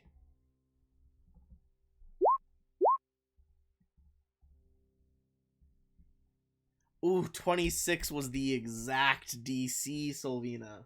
Oh, beautiful. Sylvina, many, many years ago, decades ago, there was a killer around town. A serial killer. One known as the Chopper. You don't know much about what happened to him, what happened here, but you do know that eventually he was caught. But prior to that, he murdered 25 townsfolk.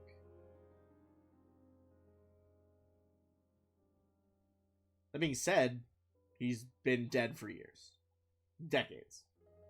And he did this kind of gouging out the eyes thing. He used not only a hatchet, but regularly. There was maybe a few where he almost got caught that it didn't happen in time, but yes, he would try to take the eyes and the tongue. I think on 26, you've heard those old stories. I don't think you have additional information of, like, did the guard ever figure out what the fuck was up with that? Like, why was this dude doing this?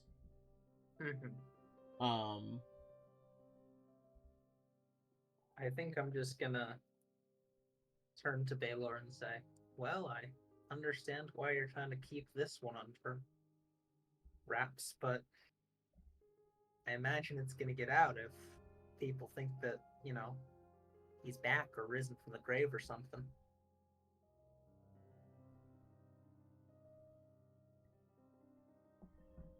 You see he, like, kind of rubs his chin.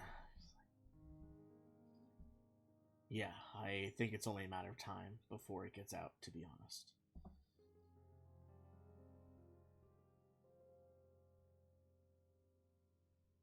I don't remember too much. I was, obviously not around at the time. Did you guys ever find out why he did things this way? Was he just nuts or some sort of devotee of someone, or Give me a diplomacy check. Easier because you guys are admired by them, by the town guard. Nice, hell yeah. He kind of, like, looks around the alley, like, sees, like, the guard are shooing people away at the mouth of the alley and pulls you, like, all the way to the back, kind of turning your bodies away from the entrance. Look, the killing spree a couple decades back, it culminated with the slaughter of the previous town sheriff, Casp Averton. This is Erica's dad, who you guys have never really asked about, but was the previous sheriff. After that, I was a young man on the squad myself at the time. I led a small squad of guards. We found the man doing this, a man named Jervis Stute. We trapped Jervis in his ramshackle shack. That's hard to say. It was a bit north of the Old Light. But before we went in, I guess he knew he was trapped and that we caught up to him. We burst in and found him dead, sprawled before an altar. I've since learned, I was told by some investigators, I talked to Father Xantis, it was an altar to Pazuzu. Give me a religion check.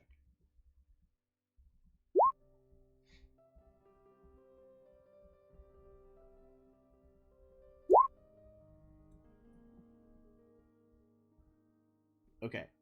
You know Pazuzu, King of the Wind Demons. He's the demon lord of the sky, temptation, and winged creatures.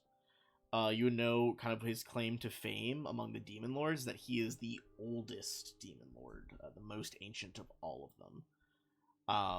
Although he kind of fucks himself over a little bit, because his power could be more accumulated, but he's constantly fucking with Lamashtu. To the point of, like, he almost has full godhood, and this is holding him back. That he won't give up this fucking grudge against the mother of monsters. Okay, so of the demon lords, he's probably the most powerful now that Nocticula's ascended. You'd say that's a pretty safe bet. He might have even outdone Nocticula at certain points in his existence. Okay. He kind of waxes and wanes. A lot of the demon lords wax and wane at different points in history. Yeah. I think on a 32, you would think he's like, we're neither in like a ebb or flow of him right now. Like, he's not like a all-time big bad right now. He's also not like faded into the obscurity of the demon lords. Sure. Okay. he had this altar, an underground chamber below the shack. We weren't able to determine if he did it himself. He killed himself, we know that. What we weren't sure of was whether someone else or him placed his eyes and tongue on the altar in front of him.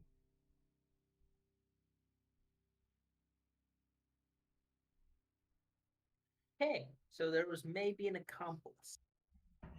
It's possible. I mean, we'd run him down pretty close on the tail of him killing Casp Averton. So he was covered in blood already. We weren't really able to determine did he pluck them out himself? It's possible. He was certainly not well within his normal faculties at that point. He would have the capacity. I do believe that. I mean, it's kind of hard to pluck out your own eyes and tongue and place them somewhere. I'm going to lean on someone else did it. Well, Baylor shrugs. He's like, it's possible, but where the infernal or diabolic forces are, anything's possible. So look, we tried to ensure, we didn't want him coming back as a gassed or something crazy. We burned the body and scattered his soul into the salty sea, or his ashes in the salty sea. So you think this is some sort of copycat? I don't know what else it could be. I mean, we destroyed the body. Even if there was a priest mad enough to resurrect him, I've spoken to Xantis already. They would need insanely powerful magic. The spells that could bring someone back without a full corpse are magic that is extremely potent. If there's a caster that could do that here, we'd already have a big problem. I'm just staring down Sylvian as he says this. I'm gonna ask a question. Mm-hmm. And please understand, I am not saying this to in any way insinuate a lack of thorough job done in the past on the part of you or any of your men. Is there anything that remains of the shack that you found him in? Or not? Is it a place that we could investigate to see if there is... I mean, we burned the shack down. Other entrances and exits below ground. I mean, I guess we could get a crew out there and try to dig out the underground chamber he had.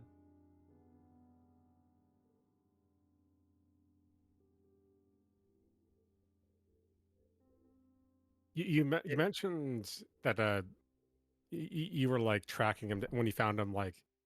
He was on the tail of his last victim. Was that somebody who he actually killed, or was that person a survivor? No, he killed him.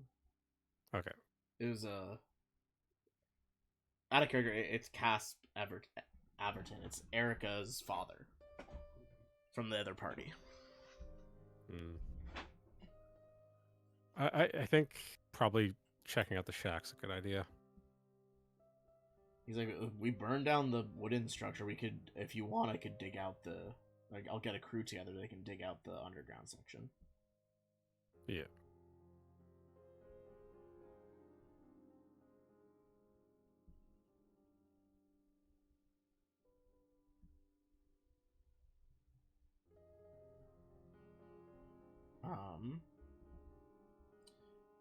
Any other questions, or I could get a group together now if you want to head over immediately.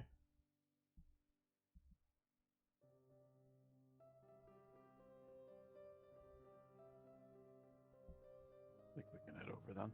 I don't think we have any other leads. May as well just head over there. All right. I think it takes Before we go, it's gonna take a couple days for them to. I have one more question. Yeah. Is there anyone who was particularly unsatisfied with the way things ended? Maybe someone who had lost a family member who felt that justice had not been done. Maybe plenty someone of who the knew- victims. someone who knew the perpetrator who felt that he had been wrongly accused, or I mean, with 25 victims, there was a lot of folk in town who would have loved to see Jervis strung up in the town square and hung publicly, but none particularly jumped to mind. I mean, perhaps the most fresh on my mind is the Averton family. You know, his wife and daughter, they were pretty distraught, but that was the freshest of the murders, so it had just happened at the time.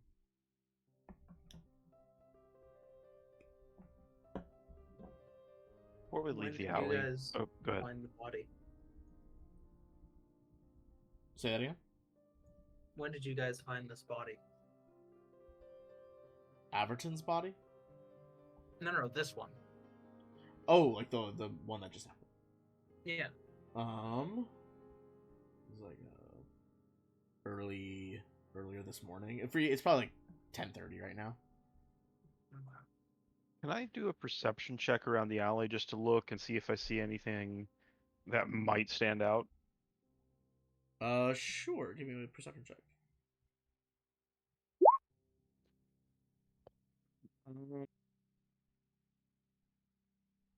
I'll leave it. Not good.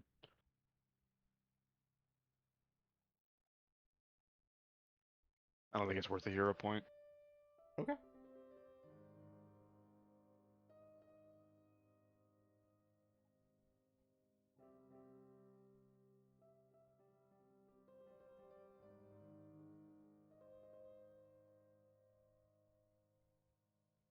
All right.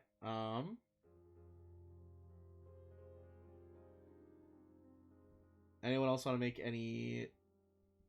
People can make a survival check here if they wanted to. Would be another one.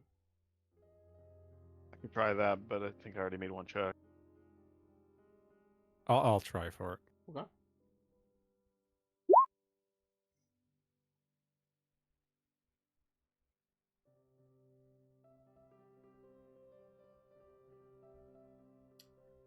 You don't see anything standing out here.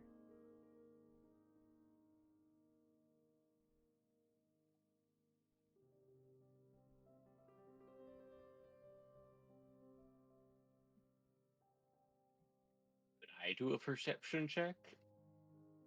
Sure. That I might see something.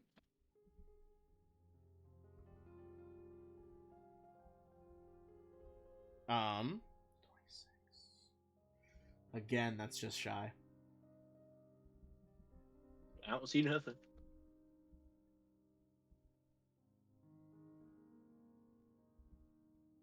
All right. They tell you they get to basically you guys follow them over, up like north over here of the old light in this area. Sorry, I'll shift ping over there. This like little island, or island's probably not the best word.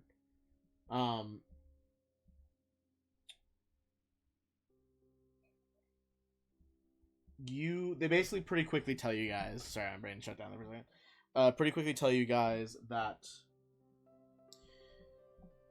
the underground section, it's gonna take them a couple days to excavate.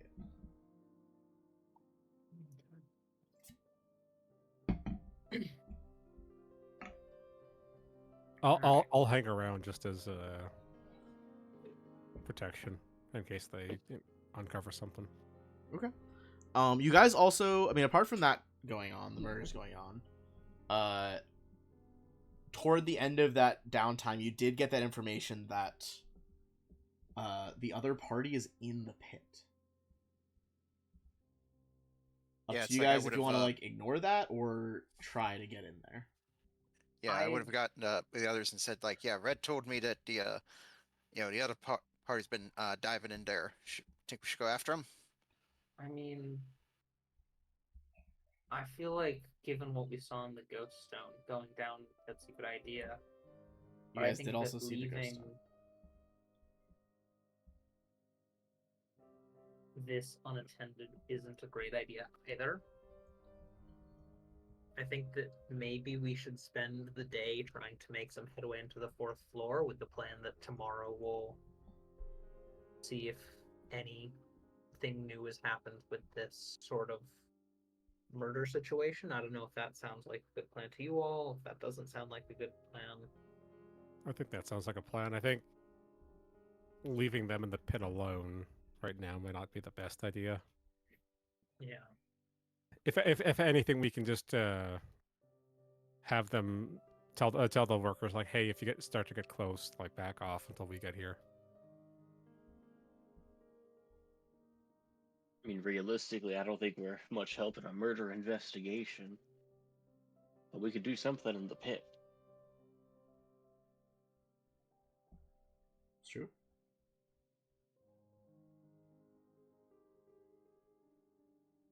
All right. You guys heading to explore the fourth floor of the pit then? All right, let's get rolling. All right, let me switch our map over.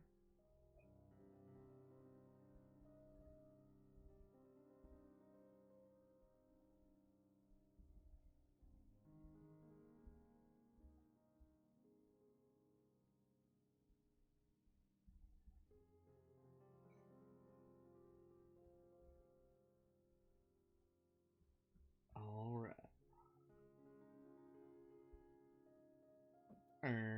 Let me drag you guys over 1 second.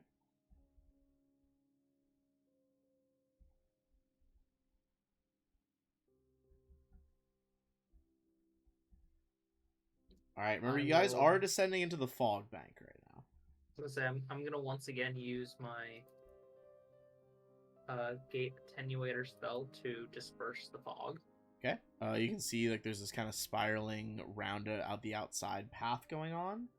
You see there's a door up ahead on the far left, around the corner from Gangini. And I'm going to copy your tokens. And we're going to go to the next fucking level. What's this ladder here? That ladder helped. It goes a little bit down, but it also helped you descend from above. Got it. Okay. Also, You're Ben, You're getting for to the point in what the pit where ladders are kind of like partially bolted on walls. Like things are getting fucked up. Sure. Like it's falling apart out here. for what it's worth, Ben, now that we're in the fog layer, because of I switched over to the storm order for, well, not switched, I took up the first part of it.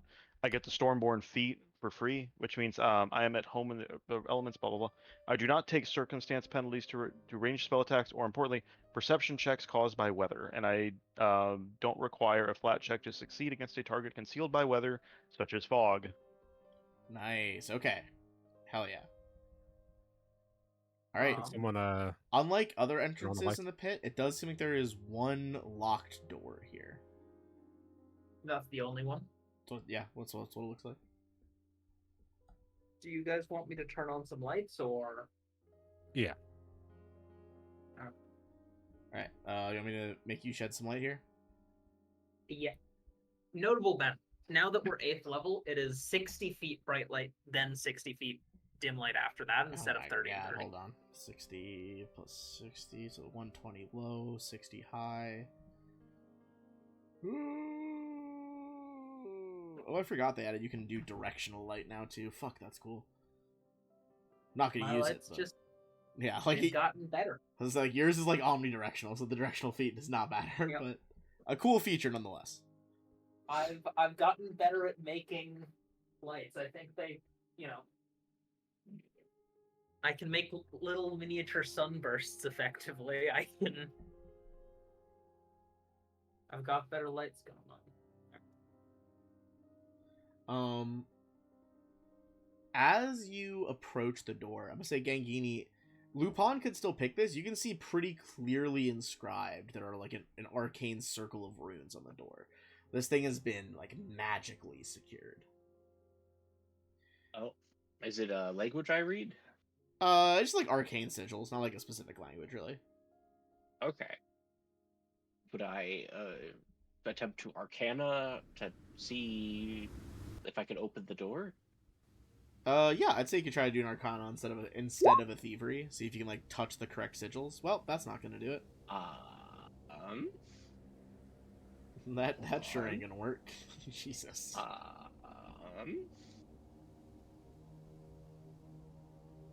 trying to remember how to spend channel points.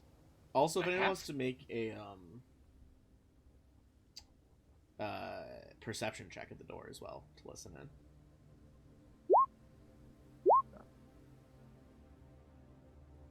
Okay, 30. Jesus Christ, you guys are doing great. I mean, if it were like a regular luck, I'd know everything about it, but I don't know much about arcane stuff. And that is my in-character way of saying I have no training in Arcana.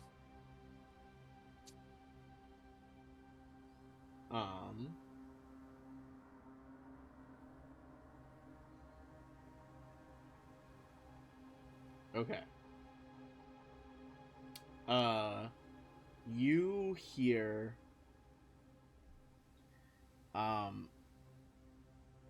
some very quiet talking, like so far out of earshot, or at least so quiet beyond this like arcane door you can't really hear what they're saying. But you do catch something different, not a sound, but you smell the distinctive burning aroma of brimstone.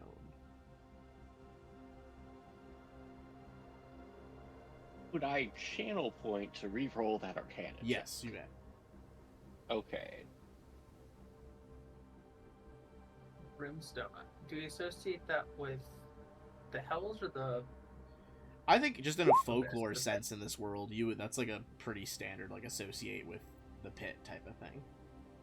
And by the pits, I mean the Yeah. pits of hell, not this pit specifically. I should have. That was a bad Right. phrase. Yeah. I mean, Would like, are we you- talking 9 hells or like demon hell? The abyss, you mean? Yeah, the abyss.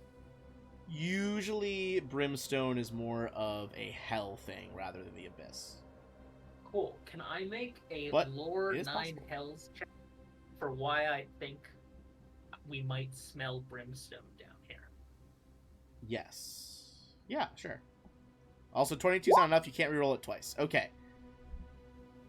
Not 20.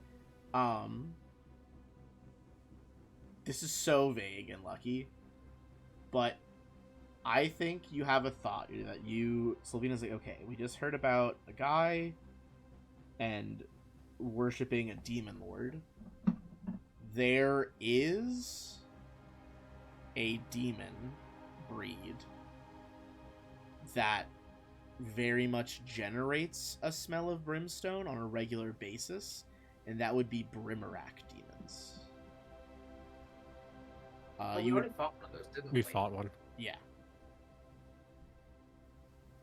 All right. I'll just Also, a whiff about it of the Sandpoint Devil, if I recall. the The Sandpoint Devils like smoke also had a faint bit of brimstone in there too. Yeah. I'll just tell everyone might be worth getting ready for some heat. Yeah. Well, what do you mean? Seems These they might guys be are fighting so cute, little floofy Brimmeracks. goat men. I think the Brimmeracks are kind of cute, but This art is weirdly cuter than their old art. I don't really know why they went with that. You say this while the dude's Um, holding a sword that is literally on fire. I know, but hold on. Let me see if I can find. Do I not have the old one? I'll try to find the old one and post it in our Discord later. But like, it's a different vibe. Is the sword on fire or is the sword just fire? It is on fire. Potentially both. Oh, I guess there's. It's a not a difference, yeah. lightsaber of fire. So, I mean that. Lupin, do you want to unlock the door for us? Alright. but before we have Lupin try this, can I try and make an Arcana check on it to see? Sure. Oh, sure. No. We can't Arcana today, apparently. That's the old Brimmerak team, by the way. Just fucking stunting on us with that pose. Yeah, not nearly as cute. Yeah, not as cute. It doesn't Huh. hurt the cute notation when you realize that Brimmeraks are like 3.5 feet tall. It does not. Yeah. No. It's not really dispelling the cute vibes. Oh, I think they even. Alright, I think yeah, I that's fine. swear to God, it used to be 3.5. The 2E description says about measure only about 3 feet in height. Eh, So maybe they got even shorter and cuter. I don't fucking know. Also, I Alright, can't let's get believe you also these. fucked up that Arcana lock. Just let I know, Lupin I at it know. with some fucking thieves tools. What are we doing? Yeah. All right. Yeah. All right, Yeah. let's crack this. Let's crack this thing. that is an absurd number of nat ones. 28. That was close to not working. It was DC 27. Jesus Christ.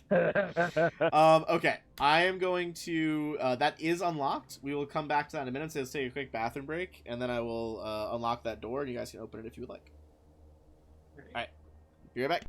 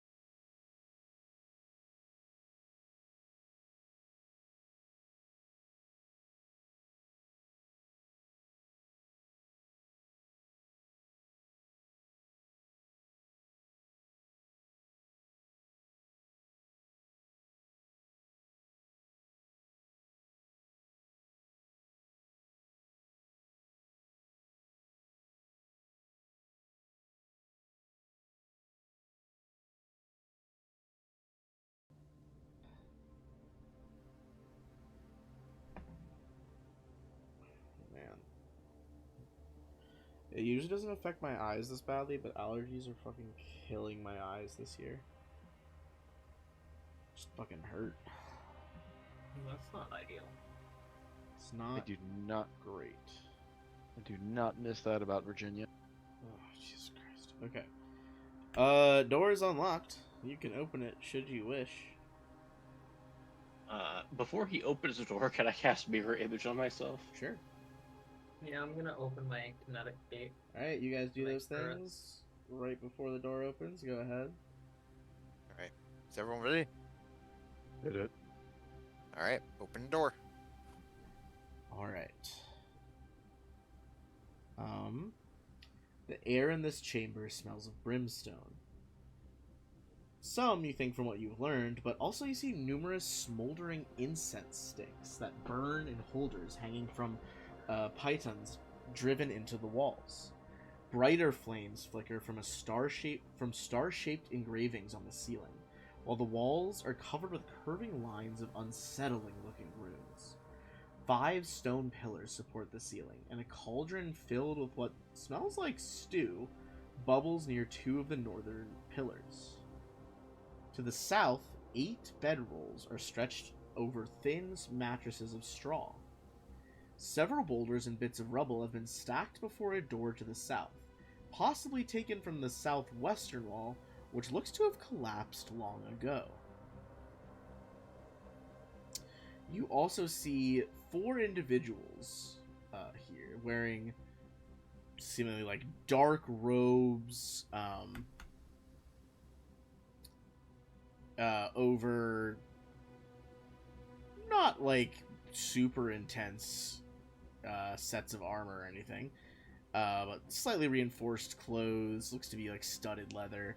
You see they have machetes on their belts. There are 4 of them, and they look up towards you guys. Oh, my neck hurts. And one of them is like, "Intruders!" And we're going to roll for initiative. Hold on, let me clear our order before you do, because we are on an entirely new map. Alright, go ahead.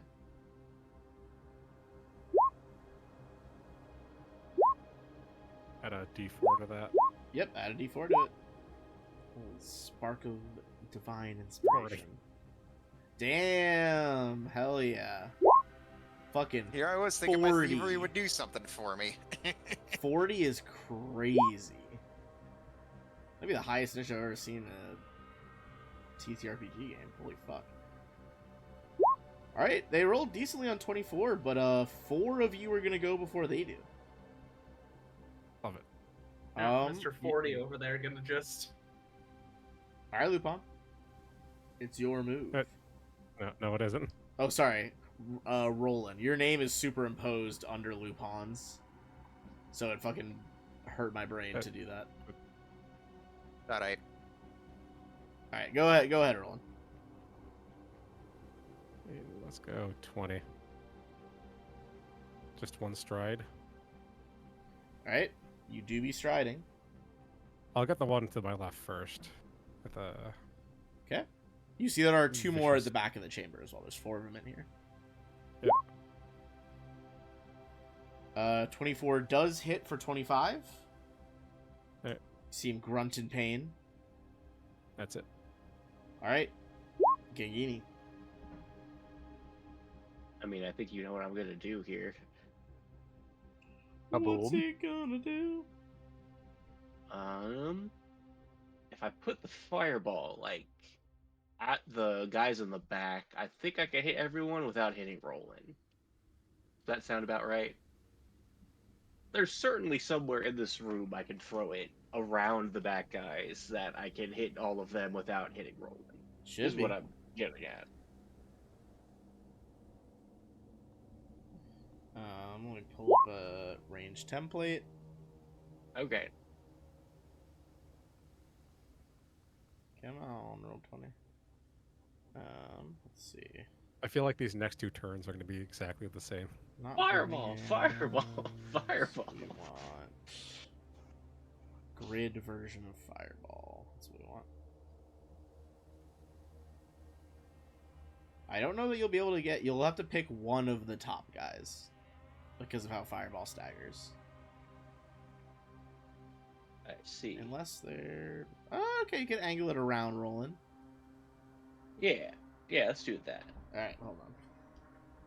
1, 2, 3, 4 D20s. Alright. DC 26. What are we working with here? Well, one of those was a D12, so that's the wrong fucking dice, is what we're working with. There we go. Okay. Alright, and their bonus. Okay, fail. Pass. Fail, pass.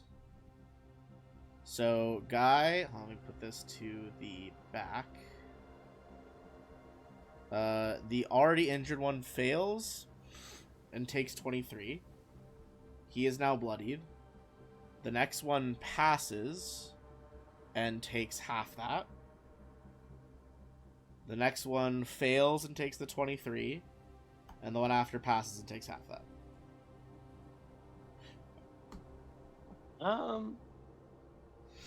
don't think I need to use my focus points on the Barb's cantrip for this one, so I'm just going to cast Field and then pass turn. Alright, energy spirals in front of you after the explosion flares through this chamber. Solvina.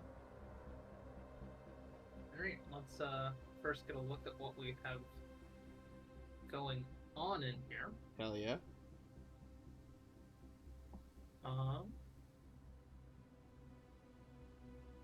Alright, unfortunately, I can't in my off the wall. I don't think there's anywhere I have that I have an angle where I can see the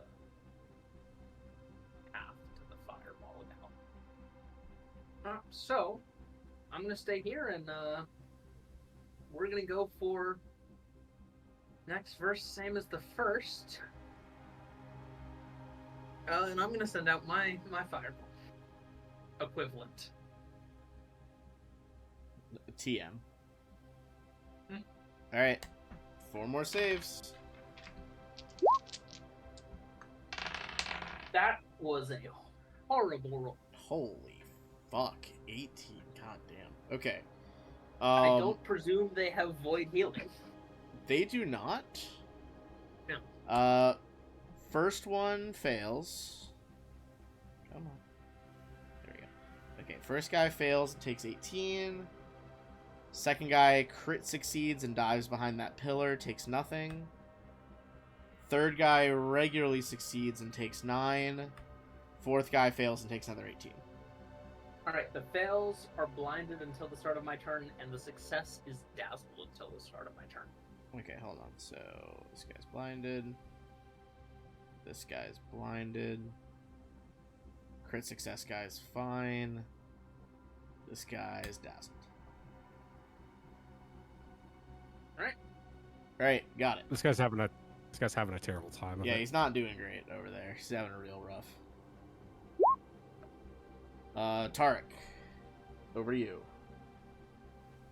Ark also casts Fireball. I'm sorely tempted. I'm not gonna lie. Storm Good. Fireball.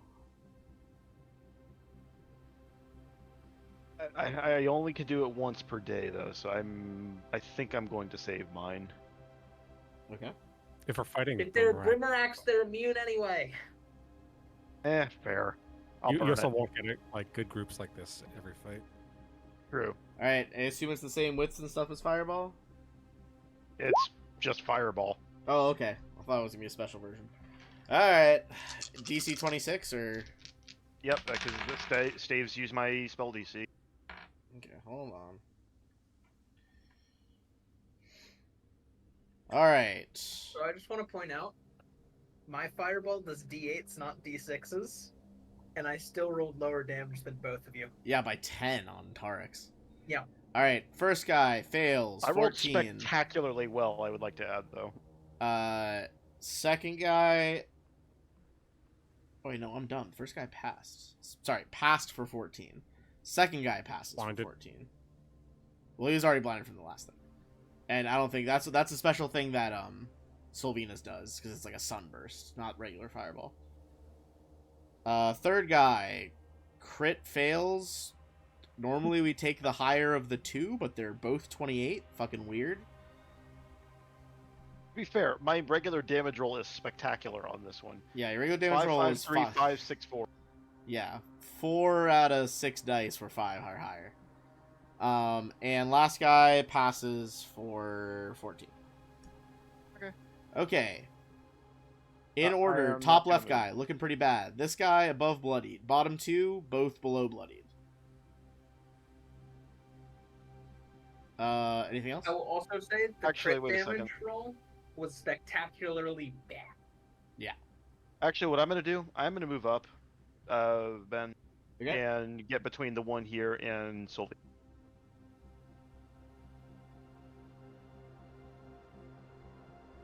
Okay. There, that is my turn. I don't need to wait.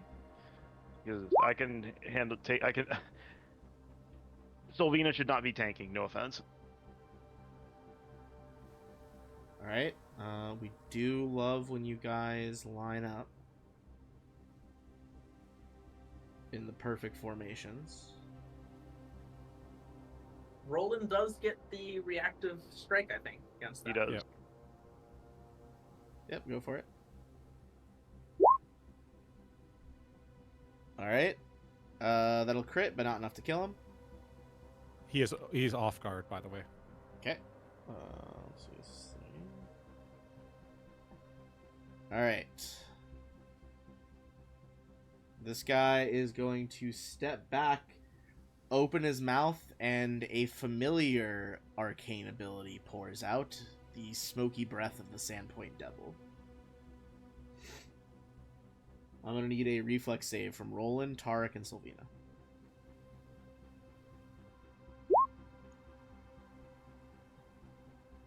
Damn, strong start. Damn, crazy rolls. What is his specific DC for this? Okay, Sylvina does not crit succeed, sadly. The other two of you do and take nothing. Sylvina, you will take... This is already going to be the reduced value. You're going to take 10 fire damage. Okay. Alright. That's going to be his turn. This guy is going to... First thing to do, honestly, is going to waste that ability solely on Roland, because it doesn't reach the rest of you from that angle. I think. Check. Or no, it doesn't get all of you. He's also blind, so I don't think he knows that Tarek is there. No, he's wasting his breath to just breathe at Roland. I'm just trying to see if you guys that's are what like, I figured. That's what I figured. in the line of fire. From that angle, it's going to be Tarek included, but Sylvina, you're just out. Right. So another reflex from Roland and Tarek specifically.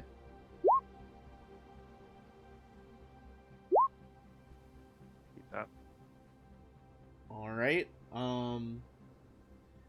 Failure for Roland, pass for Tarek. Tarek, you take 8 fire damage.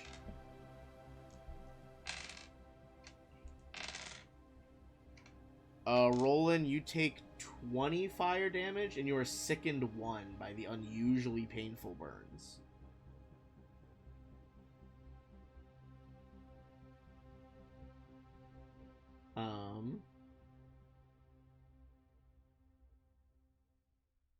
Alright. Now, the other... We're gonna move this out of the fucking way. The disciple that's dazzled... but Is not... there still supposed to be a fire breath thing? No, I'm just moving them out the way. Oh, He's dazzled but not blinded. He's gonna run up to there. Oh, sorry. This guy is gonna take a blinded swing, so 50% miss chance. Does have the potential to hit. Roland does a 28 hit you. Yeah. Alright, more out of sheer luck than anything else. He'll slash Roland for 5 slashing damage.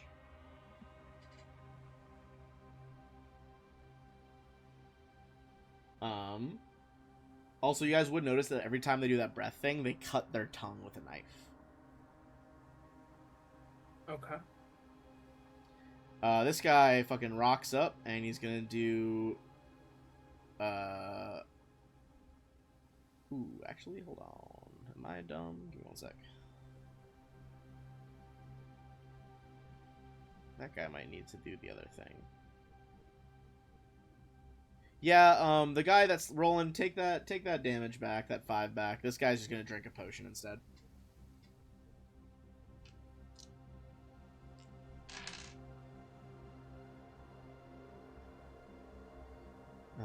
What's the bonus on those? Okay. He is not above bloodied again, but he does heal a decent chunk. This guy is just gonna sprint up, and go for a double attack on Roland, because then he'll get sneak attack. Wait, what? Does he have any penalties from being dazzled? Yeah, Dazzled's giving him penalties to hit right now. I honestly don't know what dazzle does, so that's why I was asking. 26 and 24. 24 misses, 26 hits. Okay, add the sneak attack to this. Wait, how's he getting a sneak attack? From this guy. Oh. Still flanking. He's blinded, but he's still threatening. He's still swinging a weapon. 13 damage. That's including the sneak attack. Guy at the back is going to drink a potion as well as his first action. Way worse of a potion than his friends. But does get him above bloodied. He is then going to fucking run off into the corner and do something. Alright, those are their turns. Lupin. Alright. I'm gonna go ahead and spend 2 actions for underhanded assault. Now, since our level up, I can sneak at full speed. Damn, so fast and sneaky. Yep. Alright, so here. Alright, then I'll roll stealth, the -2 penalty. 26. He does fail that. Alright, then I'll make the melee strike off that with the Monarch.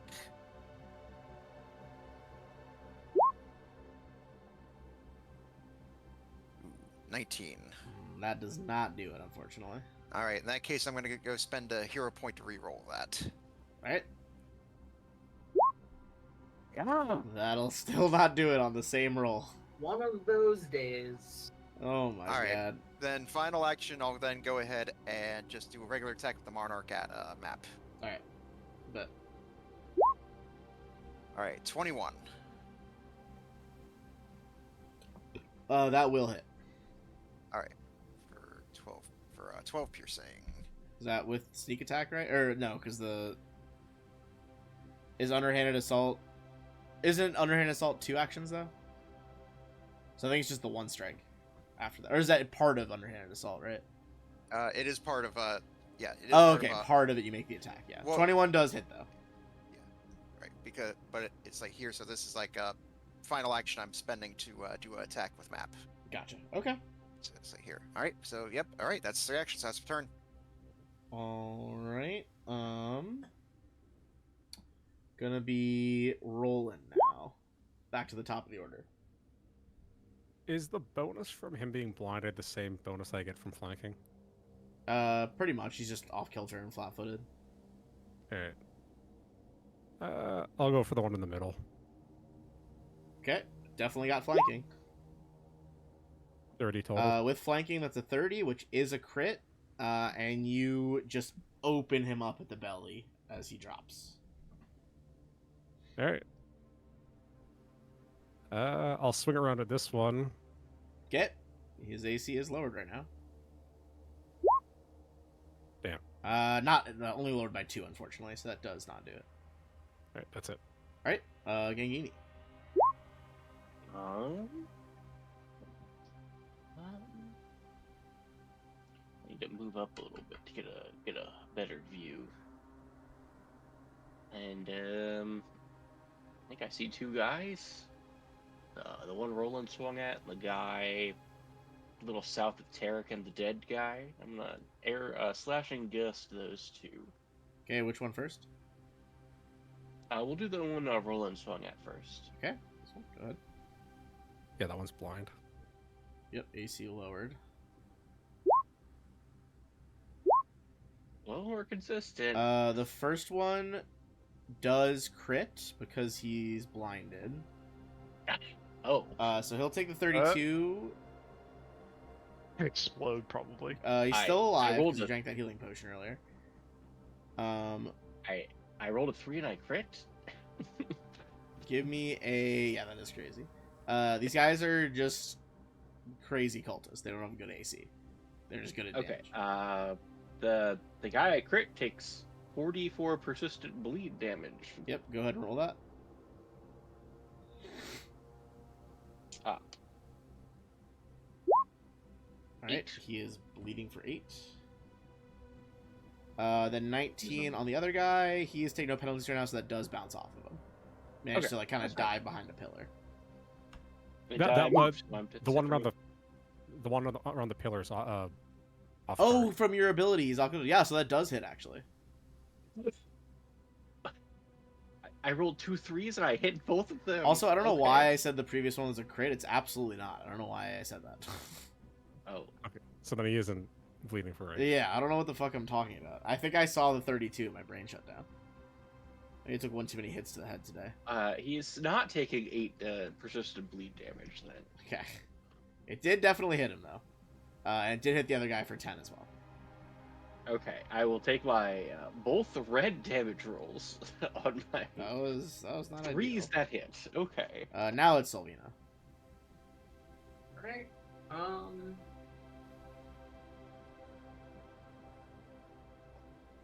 Well, I'm not super happy with the fact that there's some guy doing who knows what that we can't see, but I still think the most effective thing for me to do is open kinetic gate and then flying flame the 2 that are still alive. Okay. 2 saves then.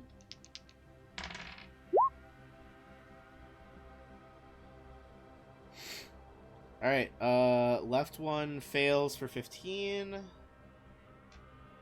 And bottom one passes for 8. Both in the red now. Tark.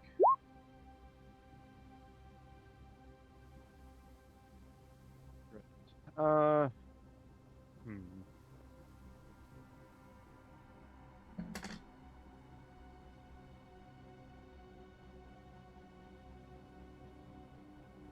Well, you know what? I don't see any particular reason to make this complicated. 5-foot step. And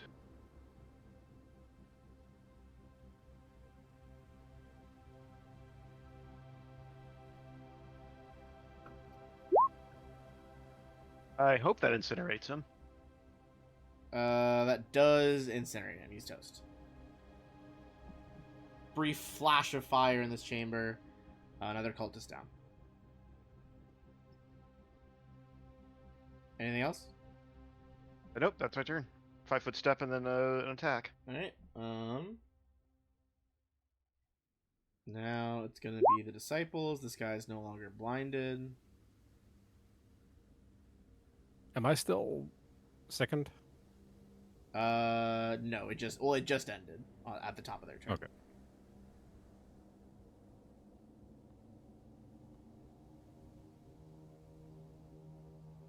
Let's see.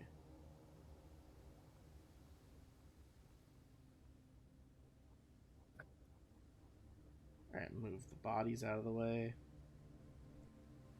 This guy is gonna run up and do his breath to hit everybody but Gangini. Does that have a move tag on it? Oh, a manipulate action? Yeah, manipulator move. It does not. Damn. It does do 1 damage to themselves because they're cutting their tongue. If that makes you feel better.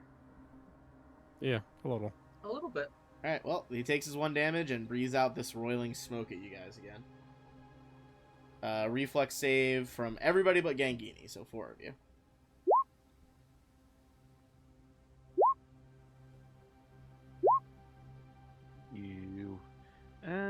I'm fine. Okay. Roland fail, Sylvina pass, Lupin crit pass for nothing, Tarek fail. Alright, so the 2 fail people.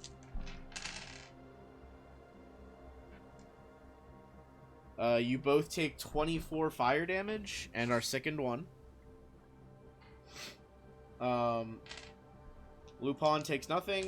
Sylvina, you take 12 fire damage, no sickened. Okay. That's his total turn. The guy over here already used his breath this turn, for this match.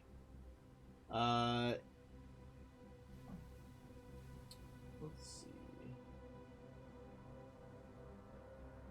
He is going to...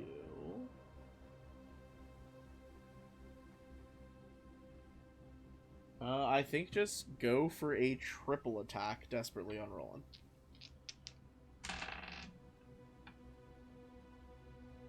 One's definitely a hit, the other 2 miss. 9 slashing to Roland, and their turn's over.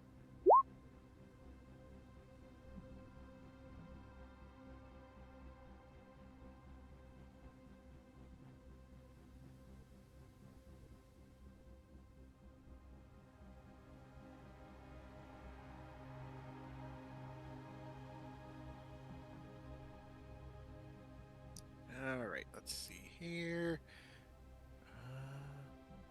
Check the distance here. Alright, yep. Just like before, I'll go ahead and spend 2 actions on underhanded assaults. This time I'll move around 10, 15, 20, 25 to here. Alright. Then that'll be stealth check against this one. Okay.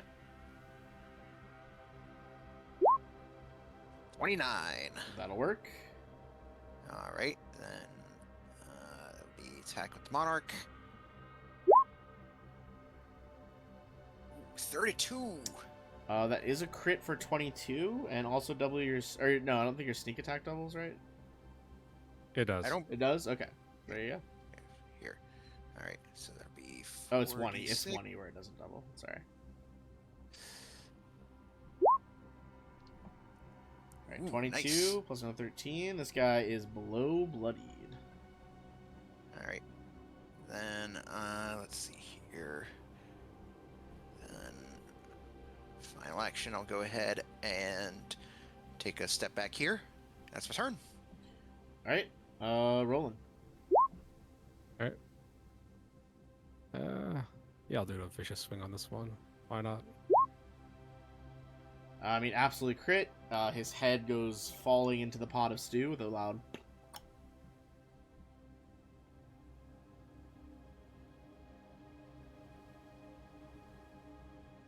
And that's it. Alrighty. Gangini. I've only seen one guy. It could just be a kill the bee thing. Have we surrounded him for any reason, or can I just shoot him? I think that's just where he ended up. Okay. I'll hit him with an air slash. Okay. I don't know if I missed something we were trying to. 29's probably good. 29 is definitely good. So you'll take 13. This dude looks barely alive. Well, maybe a little bit barely, but he is getting into the red now. Selena? Okay.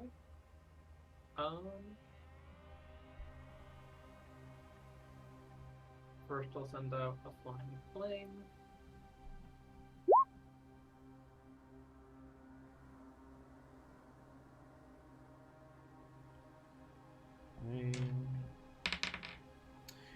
He fails, and 22 is enough to kill him as the flyers like burn a hole through him.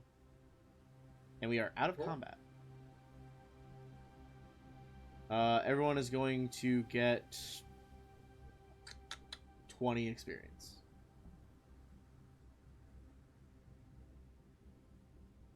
Not the most, but Wait, made it's- sense given what it is. It's for occultists. Yeah, they weren't exactly top tier. Now that Pretty you're Alex? more in here, one of them didn't. Okay, I'll tell you right now. In terms of good gear from them, one of them didn't use his potion, so there's one moderate healing potion. Guys, mind if I chug that? Go ahead. Go for it. I was gonna heal you all. but if you don't need 3d8 to plus do a- 3d8 plus 10, by the way, if you want to chug it. I figured I Um, could just do a third level healing first. Yeah, the tattoo is gonna heal you guys if you want to. I'm down like 60 points. Oh yeah, and you should have that as well. But I will do the third level 3 action heal first. Alright. Which I believe is 3d8 plus 24. Is that third level? If you're using Probably. the full round action, yeah. 3d8 plus plus 24. 3d8. Ben, plus I think I ended 24. up getting on a different level of the map. Where are you? 37 down. I appear to be. Oh, nope, there we go. I just lost my light. Never mind. Okay, yeah, I was saying, I think you're still right there. I just lost vision on everything for some reason. Weird. But yeah, I put in the chat one moderate healing potion. Ooh, good roll on the heal. It gets me Nice. exactly back to full health. And then times 4 plus 1 machetes. Alright, we should put those into the gear Yeah. lack list. Putting it now. And I hope, Roland, between my heal and your heal, you got enough. Yeah, I'm like 2 points off of max. They really did that.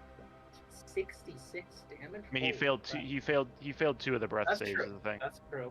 This, Yeah. this is the tax I pay as the tank. Yeah. That's true. Give me a perception check in this room, and then also you guys see there's a set of double doors up here on the left. And there's a locked door behind all that rubble that they like piled up in the corner. Perception rolls up. Whoop.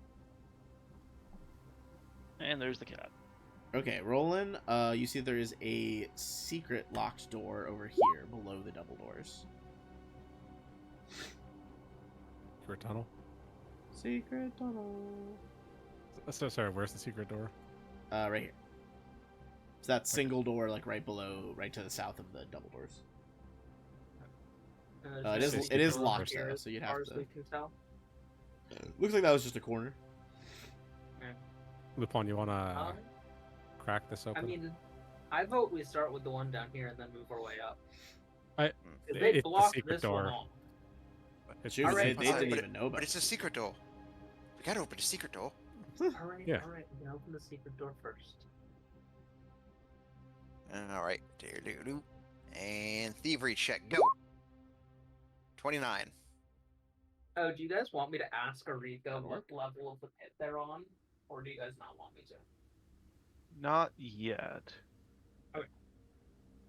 See if we can find them without alerting them that we're here. Doors unlocked. You know, open it at your leisure. Other than the massive battle of like triple fireball.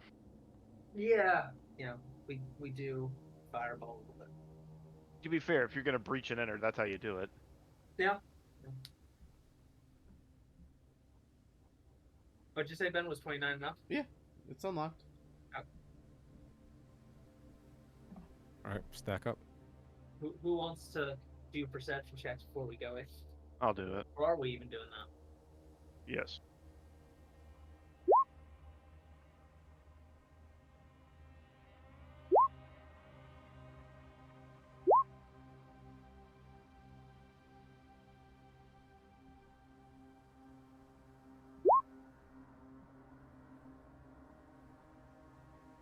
You guys don't hear anything untoward.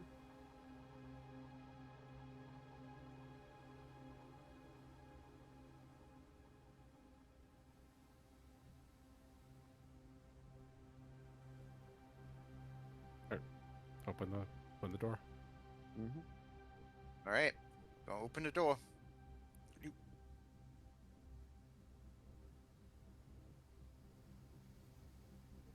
Into a hallway? Into a little hallway. Incredible. I know.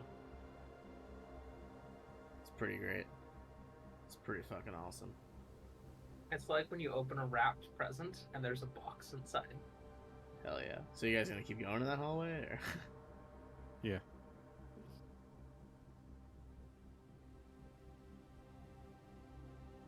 It's a circle. Yep, teleportation got it. circle. All right. Hey, think we do cle- you want to come and turn on the teleportation circle? Well, let's clear this place out before we. How long does it take to fire them up usually? About half an hour. Oh, yeah. Okay, we can wait. So leaving it alone for now.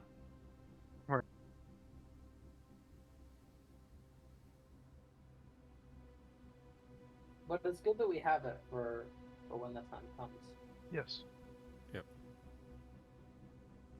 Are the double doors locked?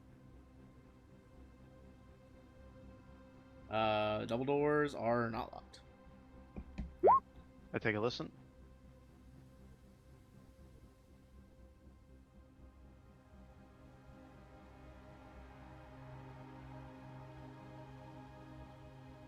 Wait, are we doing the double doors or the rubble first?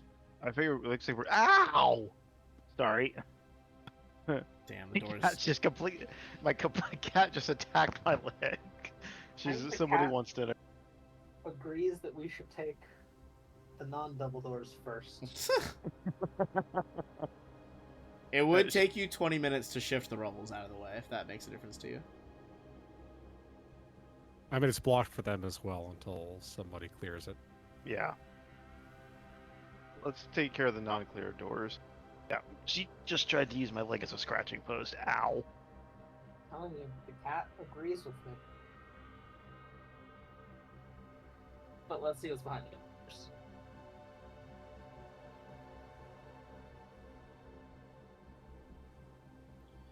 Alright. Stone statues of hideous monsters stand in alcoves along the long, 10-foot wide hallway. From east to west, the statues depict a strange worm, a twisted hag, a winged bull, and a reptilian-faced man with snakes for legs. Each statue is a pair looking across the hall at its own likeness from their alcoves. See, there's another double door set at the end. This looks trapped to me. This is so deeply suspicious. Make a religion check on the statues.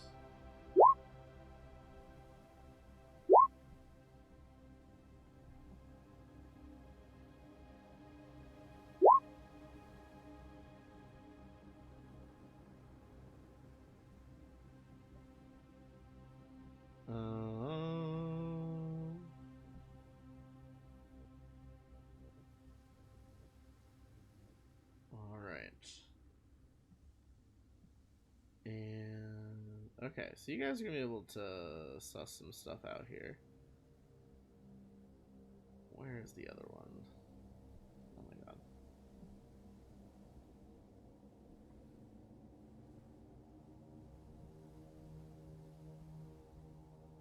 Was too many notes. Okay, we got that one, that one.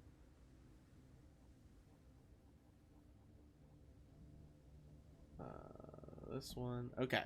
So you guys are able to work together to figure out that the statues are of the following. The first one in line is the demon lord Mestama. Mestama was the patroness of witches and hags and vengeful widows. The next one is one you guys have seen before, or at least his rune before. That is Abraxas, the demon lord of forbidden lore and magic.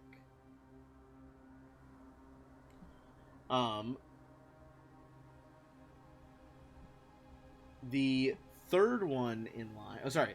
The Abraxas was the third one in line. The one before that is Hagenti, the demon lord of alchemy and change. That's spelled with a Y or an I?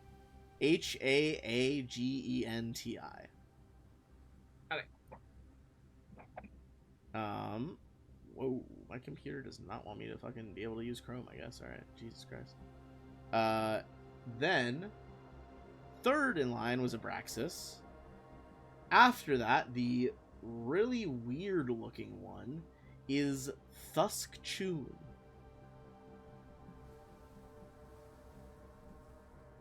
Put that in the chat. Thusk-Chun is a nearly mindless slug-like Clipoth lord. Not a demon lord, but a Clipoth lord. The primordial beings that inhabited the abyss before demons even came to be.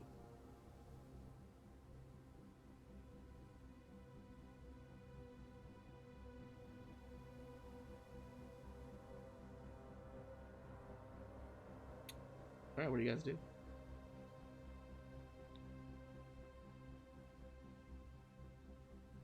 We didn't sense any traps there, did we? I don't think we've checked yet. Not on a religion check, you didn't. Alright, let's check for traps. Perception, yeah.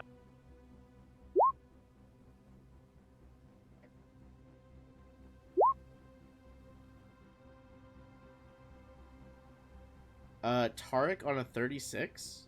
There might... You think it's very possible this is a trapped hallway. It's not any sort of physical trap. It's something that's like... It's literally like a religious trap. A demon trap. And as such, I'm not wholly sure what to do about that. What's that even mean? Things they're directly invoking the powers of demigods.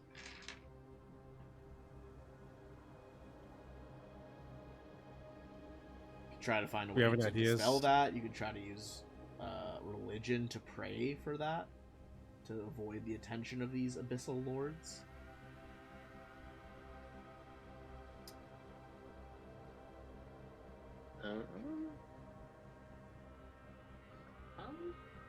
Ooh, fighting could be fun. You know what? I'll start like walking with both hands on my sword, and I'll chant the Ayomide prayer. Alright, you start praying to Iomade. Give me a religion check. Yeah, not bad. Alright. You get to about probably here.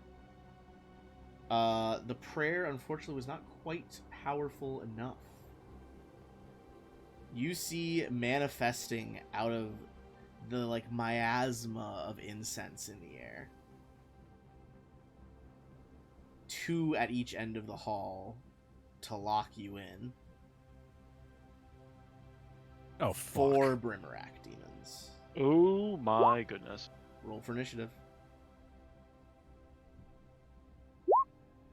I'm channel 1. Do we think that this Or here. trap has been set off once and will not be set off again? Or do we think that this will be set off for each of us? I sincerely, 20 would be a bit much, I think. There You we think go, it that's better. unlikely the demons are providing 20 Brimarack demons. Okay, just wanted to check. If 'Cause I had otherwise to we do are- if prayers we are- before I went in. Otherwise, we are running like hell. Lupin, I don't think Okay, you well, clicked I your do- token, Lupin, but you're at 29. How many fucking fireballs am I Alright. about to eat?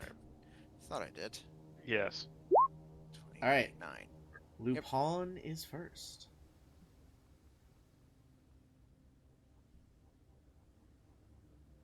All right. So let's see here. No, I don't remember if these things did. Did the extract element work on these things last time? Can't I don't remember either. I don't think so, but I will check. remember. Give me a second. They have to have the fire elemental keyword. Yeah, it's the fire keyword. Basically, you take some fire out of the thing and add it to your kinetic gate or your kinetic channel. All right. So the demons, can they see me, or are they You do all not have the just fire like staring? keyword. Can they see me, or are they all staring at Roland? I think. I they can mean, see these two you. can definitely see you. They're looking straight down the hall. All right, never mind. All right. Just want to make sure. All right. If they don't have the fire keyword, they probably don't. So that's probably not super relevant. All right, just go ahead, stride up to this dude. I'll go ahead and then second action, do melee attack with the monarch. All right. Right, 36. That is a crit for 30. Goddamn. You slam into it with the monarch running up on them. All right, then 5-foot step back. His third action. That's my turn. I'm gonna need you to give me a reflex save as you slash into it with your weapon, and its boiling hot blood sprays out. All right. Another 36. Critical success. Yeah, you dodge the blood. It splatters on the ground with a...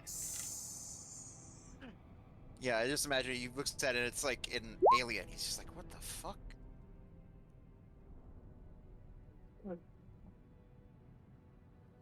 All right. I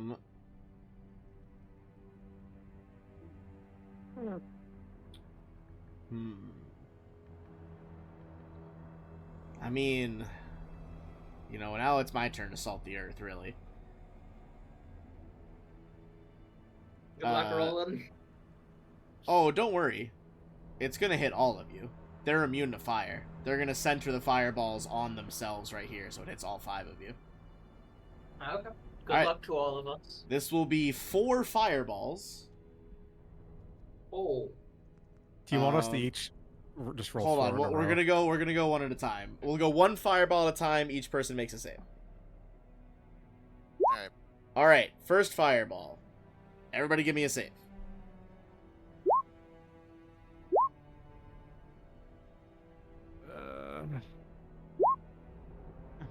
Channel point. Yeah, I'm using channel points on myself. Okay. God fucking damn it. Okay, well, let's go down the order here. Lupin. Lupin, crit success. Nothing.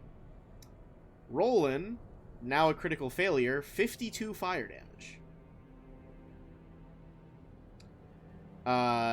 Tarek, with a 30, that is now a success, 9 fire damage.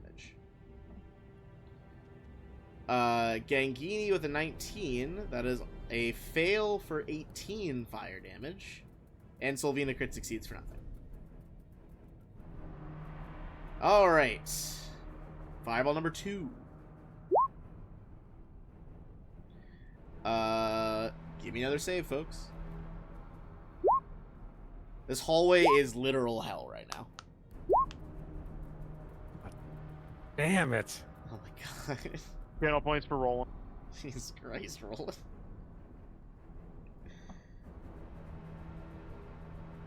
Alright. Okay, I Slightly mean, better.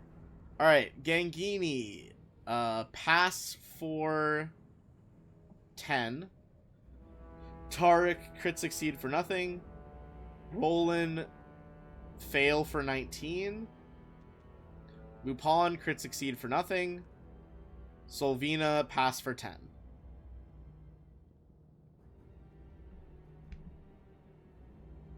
Alright, everyone got those written down? Cool. Yeah. Number 3, baby! Pick number 3, my lord. Alright. Third verse again. Everyone make a save.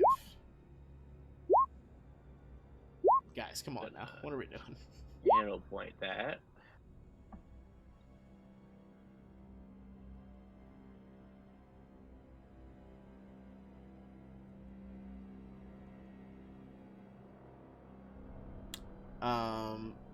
You're channel pointing it, Gangini? Yeah. Okay. We'll go down the rest of the list while Gangini's doing that. Sylvina. Okay. that's Sylvina fails for 21. Okay. Tarek, pass for 11. Lupin, crit succeed. Roland, pass for 11. Gangini, also pass for 11. Lupin has, I don't think, taken any damage yet from the fireballs. Don't jinx it for me. Jesus Christ. Alright, final fireball. You don't still have that water spell, do you, I Tarek? don't. I decided I was like, oh, I probably don't need much water spell. I keep the restoration stuff. Oh boy. Man, I'm like Neo over here. I will say doing the crit success threshold is 31, so you're finally gonna take damage. All right. You almost clean swept it with 4 crit successes, which is foul. Wait, I'll take one. Wait, do you have evasion? Does it even matter? Let me double check. Because the success Here. might just still be a crit success, which is fucking insane. Lupin just flattened his back against that wall to the left of the doors. Took nothing. We'll come back to Lupin while you check that. Okay, so I do have evasive reflexes, which Rogue gets at 7. You've learned to move quickly to avoid your proficient. You say when you roll a success on a reflex save, you get a critical success instead. So Lupin just flattens the back over here. Takes no fire damage the entire blast. Insane. Gangini, pass for 12. Sylvina, fail for 23. Roland, pass for 12. And Tarek, crit succeeds. I got off spectacularly lucky there. Well, I think we that need to kill this was front row something. and have Tarek just spam heals. Yeah, All right. Next thing. They also have an action left, and they're going to fucking rush up on Roland. Oh, fuck. But that's their third action, so they're done. Roland, armor Any for your thoughts? almost aglow with heat from that insane amount of fire in the hallway. Just I'm gonna do something absolutely gross, Roland, if you can just get out of that room. I can't physically move past them without wasting actions, so he Still would have to probably make an worth athletics it. check to try to get by. I or have to acrobatics. chop through them first. If he can do it, it's still probably worth it. Which one are you swinging at? The injured top right one, I assume? Yeah. 25. That hits. Doesn't crit, but does still take 29. Pretty sizable. That one is bloodied. 23 again will hit. Just barely enough to cut one down. Alright. I am going to need you to make 2 separate reflex saves, though, because you swung at it twice. Yep. Also, the second I one was knew a that was vicious swing coming. again. Was that still with the map bonus? Yeah, sorry, that was with map bonus. Do you want me to just... But roll the damage again, because he might have lived if it wasn't vicious swing damage. Fuck. Okay, he is still alive, yeah. Barely, but he's alive. That one's still alive. 26, Both 23. reflexes pass, but not crit pass, so you're gonna have it. 1 damage, 3 damage. So 4 total from the burning blood. Alright, you got 1 action left. No. Vicious is 2. Vicious is 2, yeah. Alright. Tarek. Using reach spell, I'm just gonna use all 3 of my actions to cast a boosted heal at level 3, targeting Roland. Alright, lightning and wind crackling through the room. This, like, ocean fierce breeze rolls over to our tank. So it's just on Roland? Yeah, I don't want to do the healing pulse because otherwise that'll heal them. So it's a 30-foot burst. He's right. Where's the lie? Are they undead? No. but Okay. unless they have void They- healing, they're gonna get healed by a healing Well, spell. let me see. Let's see. If the target is yeah, it just says undead. It doesn't even say void healing. So Yeah, That they're was the just only says line undead. I could think of, and it was that if was it, not a it line. if it hit them, I would be blasting that shit. Okay. Yeah, I'm just gonna heal him. All right, go for it. All right, and then this will be 3d8 plus 20. Okay.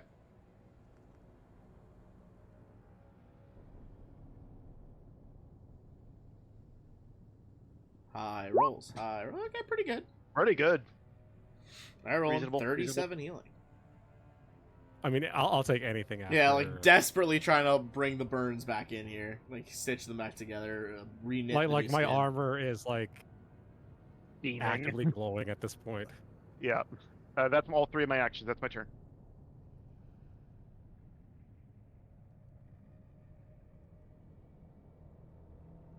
All right, Sylvina. All right, I'm gonna pull out my decanter of endless water, Okay. and I'm going to use the command word geyser. All right. Give me the deets. You cause a powerful deluge of water to erupt at a rate of 15 gallons per round. You can direct the stream at a creature, subjecting it to the effects of hydraulic push, with a spell attack roll of plus 15. You can repeat this once per round as long as the geyser continues, spending an interact action to direct the geyser each time. Okay, so action is start the sequence, and each turn interact. Yep, and I'm going to start with this one, hoping that the geyser, as it springs forth from the decanter, will at least get water on the 2 next to Roland. Reasonable, I'd say. Just give a surprise, hand them at the Lupin. Alright. Hydraulic push is, I believe, a spell attack roll. Yeah, it sounded like it had a set Plus bonus 15. value. Yep. D20 plus 15. Reroll that. Does anyone have channel points? I don't. Yeah, I'll spend them. We're really burned through a lot of channel points so far. I mean, Well, we've had a rough day. the Quadra Fireball will do that. I spent it. Reroll. Well, Alright. try. 23 will hit. Okay. Takes 3d6 bludgeoning and is knocked back 5 feet. Alright, I'm gonna say make an executive decision here that they are not getting overly sprayed because you are targeting a single target effect. So they will take some water damage, the front 2. Okay. Give me a sense motive check. Perception is what it's rolled into in this edition.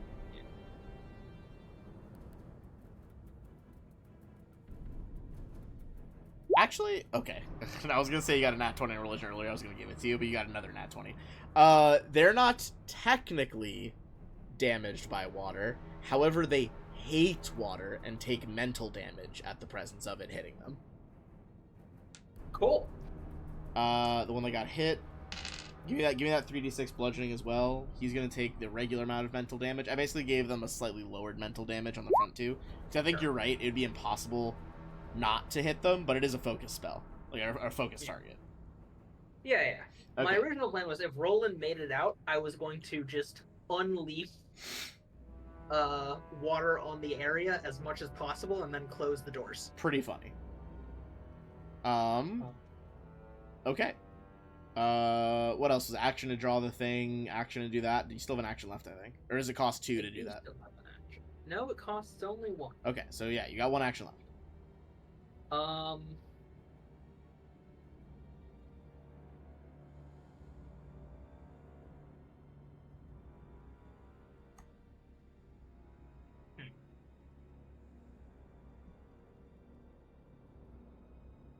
think that would be really funny to do, but I don't think it would be most productive. So I'm just going to do a 1 action air elemental blast at the one that's most dying. Yeah, it's close. It's deep in the red right now. 21 to hit for It's 4 not electric gonna save. do it on a 21. Okay. Close, but no Brimarack. All right, Gangini. Kill the injured one. It's at least one less fireball. One less fireball. Oh, the Brimrack I hit with hydraulic, or with the geyser is pushed back. Oh 5 shit! feet. Sorry, I did forget to move it 5 feet. Hold on. It's relevant because it means it's an action to get next to rolling. Yeah, no, that's true. It's important. I might have something funny here. Okay. I would like You like funny? to You cast. also have a decanter of endless water. No, Double decanter I have action the newly learned Bard occult spell, Paranoia. Ooh, fun. Oh. I would like to cast Paranoia on this guy. The less injured one of that pair.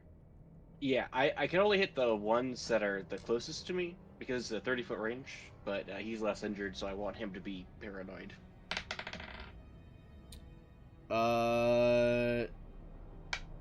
He does pass on a 26, but I think there's still an effect on a success. Maybe not. The target believes everyone it sees as a potential threat. It becomes unfriendly to all creatures to which it wasn't already hostile. It treats no one as a an friend. ally. Okay. Yeah, and then So I'm it going ends after to 1 round. run here, and that's my turn. Valid. All right, back to the top with Lupin. Right. Well, it's right there, so I don't need to do here. So I'm just going to go ahead and stride up to here. So I get to flank. Hopefully it can at least take out one of them. I'll go ahead and second attack, make a melee strike against this one.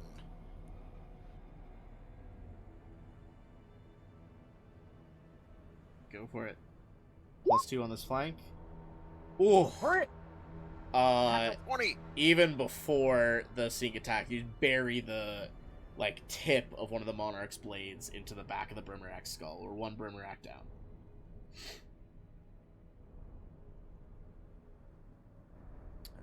All right. Still got third one more action, action, yeah. Third action, I'll step, which you see is like a Lupin putting down his hat and doing a moonwalk here. All right. That'll be my turn. You back up to there. I don't think they have a reactive swing. I do need you to make a reflex save versus their boiling blood, though.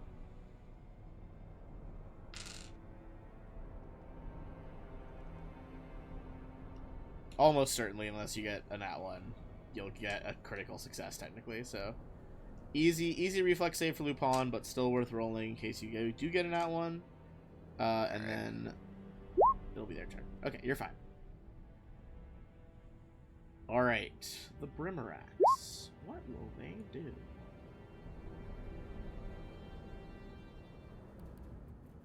Let's see.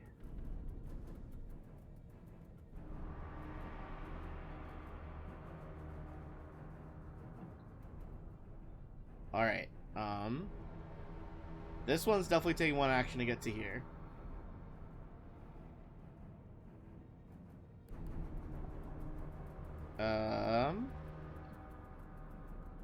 Oh, by the way, did Roland get a reactive strike when the Brimrack got pushed out? Unforced movement doesn't cause reactive strikes. That's Yeah. so unfortunate. I get why, but that's really unfortunate. Yeah, it's too abusable without it.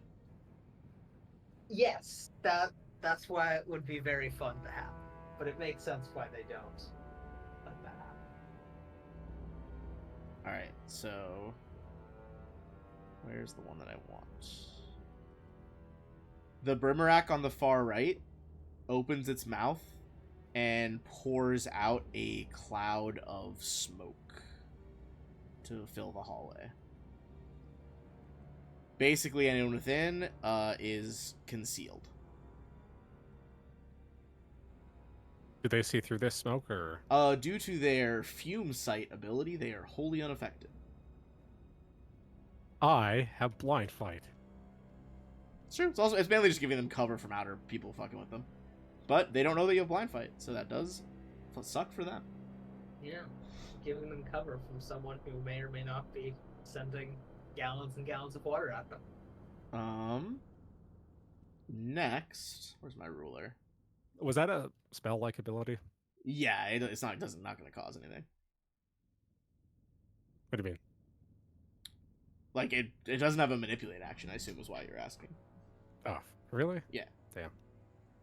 Because he's not Right. like he's not doing somatic components like moving his hands to cast a spell. He's literally just opening his mouth. Demons will do shit like that. Okay. Then the one that did that is going to use his third action, because it was 2 to create the fumes, to strike a flaming sword at Roland. With flanking from that upper brim rack. Okay. Does he get flanking if he thinks that the Brimrack is hostile towards him? Oh, and true. he's He doesn't think paranoid? that anyone's his ally. So, well, yes, I think he does, because it's the person being threatened, not whether they're an ally. Okay. So that means in 3 persons or in 3 team fights, you can flank with enemies. Yes, correct. Cool. The issue is basically like the target is having to defend himself from multiple Yeah. sides. No, I understand. I just want to check. 32, Hits. but not a crit, right? Yeah. Okay.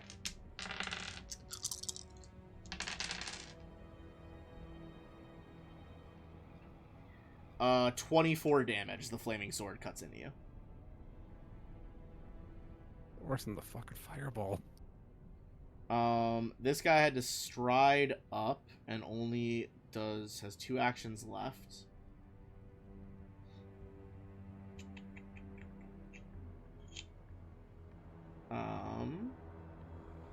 You know what? He really saw the fireballs were fucking you up. He's gonna open his mouth and a concentrated beam of fire is gonna pour over Roland. Give me a reflex. Does that save. have manipulate? No, breath weapons usually don't. Anyway. That is a pass though.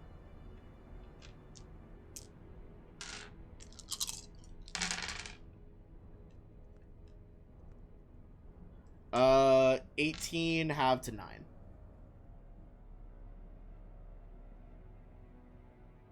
And then the third one is just gonna go full ham and attack you 3 times with this flaming sword.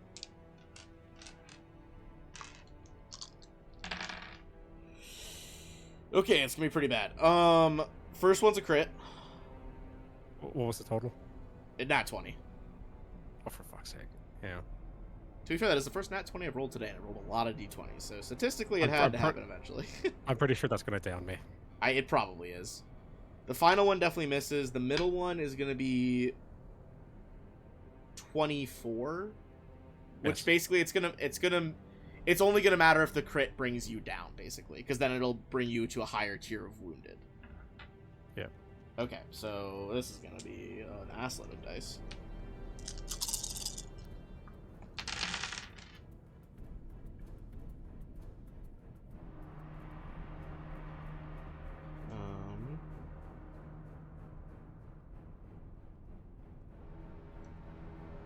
Um, 37 damage. Yeah. So Roland, you guys see like flashes of sparks and flame in the cloud. Roland goes down as a dying 1, gets stabbed by the follow-up one, is dying 2. Third one, he just whiffs really badly for some reason. He was terrible at it. Didn't he whiff the Zach one too? The 24, I assume. 24 would not have hit, but it does. Roland is unconscious and on the ground. Oh, okay. Does that just auto hit? It doesn't auto hit, but it's bringing it up to for him, a 27, which I presume does hit, right? Yeah. The next one was like a 3 on the dice, which just doesn't, like, basically he swings it down at your body, but your armor is just well made enough it doesn't do anything. Okay. Roland is at dying 2 right now.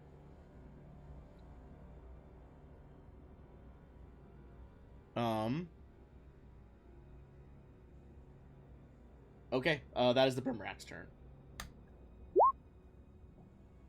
Roland, I don't think has any hero points. Nope. Okay, Roland goes to dying 3. I think you guys make a check. Hold on. Give me a recovery check. It's a flat D20. The DC is 10 plus your dying category, so 12 for you right now. That is a failure. You are at dying 3.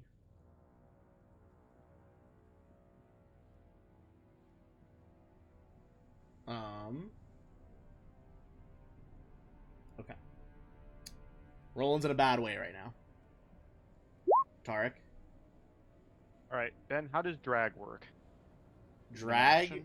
It is an action, yes, and I believe you can move him up to half speed. All right, I'm going to stride in. If any of them have attacks of opportunity, I don't care. I'll go to where I just saw him drop, because I could see like where they were fighting.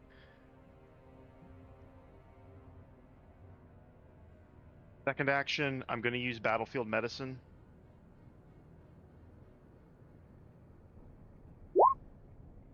All right, so that's that on the DC 20. That is a critical, so he'll heal 48 plus 10.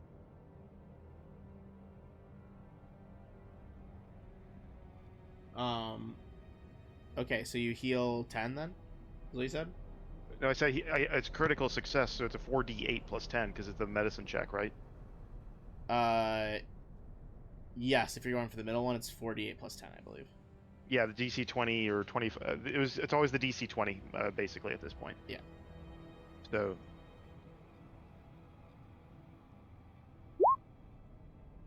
All right, Roland is 29. back up at 29. But keep in mind that you are wounded 3 right now, which you should be able to mark on your sheet. And then I can drag him. So my speed is 25 feet. Is it half rounded down? Yeah.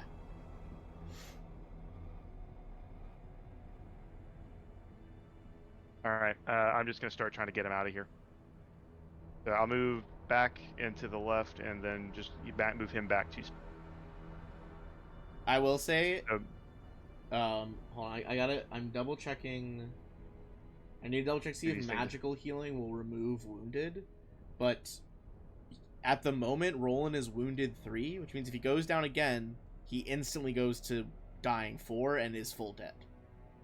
I died at dying 5.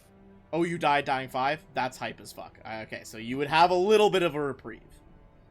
That's a sick ability. That's I have it too because that's because Die Hard. Yeah. No, I'm just trying to get him. That's why I did that instead of a magical healing. I'm just trying to be able to get him out. Yeah, I just want the stakes. No. I mean, I assume Roland's not resisting, so you move him 10 feet 10 back, feet. basically towards Lupin. So yeah, you go to there, and I assume you drag Roland to like here. Yeah. Okay. Sylvina. All right. I don't think I speak the language that they speak, so I'm just going to try 2 things and hope they speak one of them. Okay. They speak like 6 different languages, so pop off. So I'm going to say this in both Empyrean and Pyrrhic, in case they speak either. Pyrrhic's the new Ignan, right? Yeah. Okay. They speak Ignan, for sure.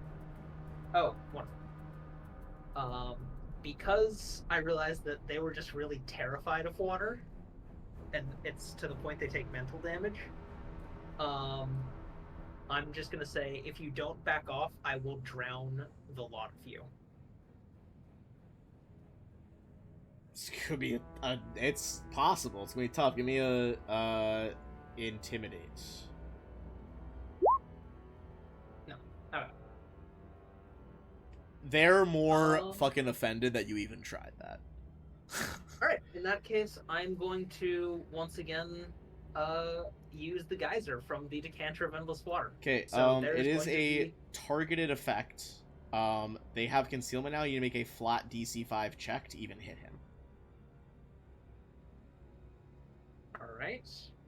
So it's just a Either D20 way, though, on I a 5. assume water is going into the room. So Yes, I think it'll still splatter the one in front of him and him.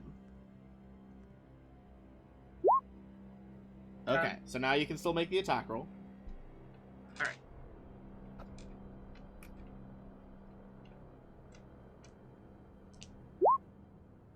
34. That does crit. I don't know if there is a critical effect on it, but at least double There damage, is. I would assume. It is. What was it? While you work on that, I'm just gonna start subtracting mental damage from these guys, but continue. Was 6d6 and knocks them back 10 feet instead. Alright, give me the 66, and I'm gonna move them back 10. Alright. Perfectly average roll. 18. Alright, Bludgeoning. I mean, you can't really see him through the smoke, but out of game, obviously, the back one is bloodied. Okay. And then... do I still have action? I think I still have 1. Yes? Yes, you do. You still have 1.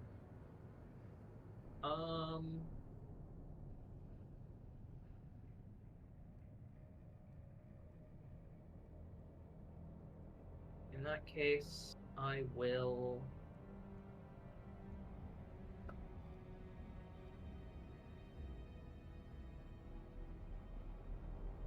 Let's make the most sense here.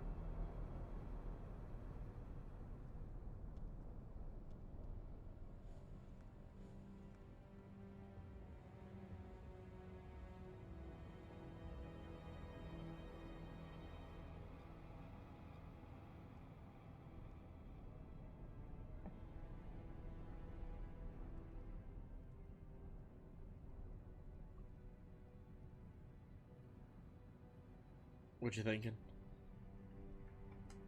I'm considering. Sorry, it's gonna take me a second. This room is a far cry from the last, far cry from the last dungeon. You guys are overpowered.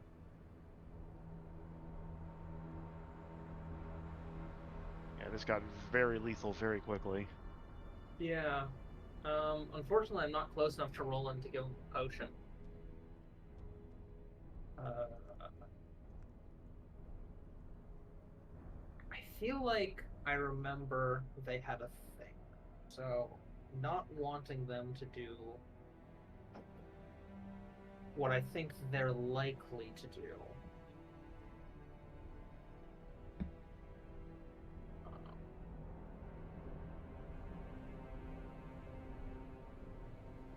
I'm gonna move. I'm gonna stride up to here. Okay. Gangini.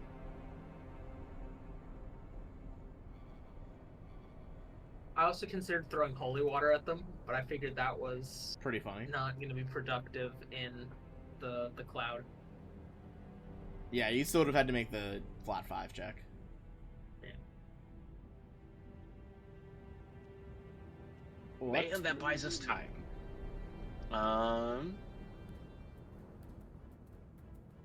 And I did push the one guy back, which I think is helpful, and I think I'm doing some amount of mental damage to them. It's true.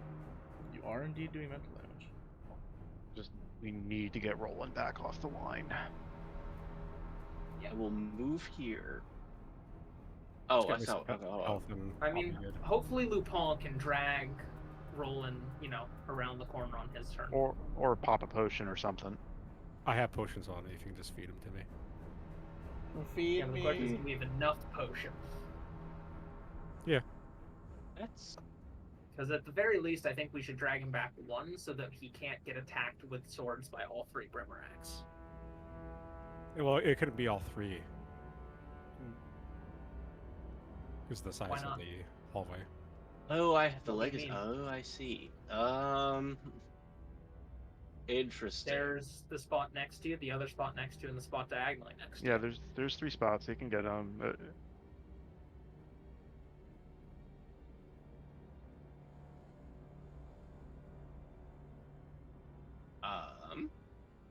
I'm going to cast the spell Shared Invisibility. I apparently have the legacy version on my character sheets, and there's a more modern and better version. So in a 30-foot emanation, I can target up to 5 willing creatures. I target the party. You This and all isn't targets are. invisible though. It will not do anything unless it's Wait, giving what? you blind sight because they're not actually invisible. They're just hiding in smoke. No. He's The giving shared us invisibility is invisibility. for us. Oh, Yeah, you're I'm making casting us invisibility. invisible. Okay. Shared invisibility, Yes. I think. But All 5 of us turn invisible. Yeah, that's the. Okay. All of you go invisible. Poof out of existence. I'm gonna do the typical home rule and say that since it's a group invisibility spell, you can all see each other. it says that in the spell, actually, Ben. Does it in this? Yeah, invisible except to each other as long as the targets remain within the emanation. So Good. the They emanation added it is out. 30-foot emanation from me. You'll So love that's to see developers rolling going with it now. just But if yeah. any of us take hostile action, it dispels it for all of us. Yeah, I had a bit of confusion because I don't know how I got the legacy version, but I have the legacy version in my character sheet. I'll have to It's all update that. good. But this version is better. Yeah. So yeah, we're invisible. All right. That's what I got. Lupin. All right. So since we're all invisible, do you still want me to drag Roland out, or do you think he's going to be okay? I'm good if we're all invisible. I'd still heal him in case, Heal him. Yeah. and drag him a little bit so he's not right where they saw him. If you can get him behind me, I can go wild shape on my next turn. Oh, okay. All right. So I'll go ahead and take hold of Roland and use here 5, 10. Just go 5. All right. Yep. So Oh. here. You can move 10. Just go Right. 5. The Okay. idea is that he moves 10 so that ideally Tarek can wild shape into a large-sized creature. Well, he needs to go back one more if I'm going to do that. But then actually no, they still get to go is the problem. Oh, So how far are we dragging here? Just the 5 for now. All right. So like this. Just 5, and then potion him. All right. Then yep. I'll go ahead and. I have a moderate on me. Just take that one. All right. Yep. I'll just go ahead and reach. Spend my 2 actions to grab and one of Roland's moderate healing potions and dispense that. All right. 3d8 plus 10.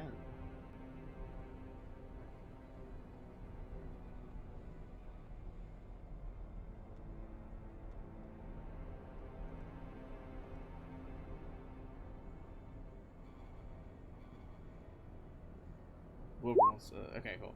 27. Okay, good roll. Does that reduce his wounded? Oh, let me double check.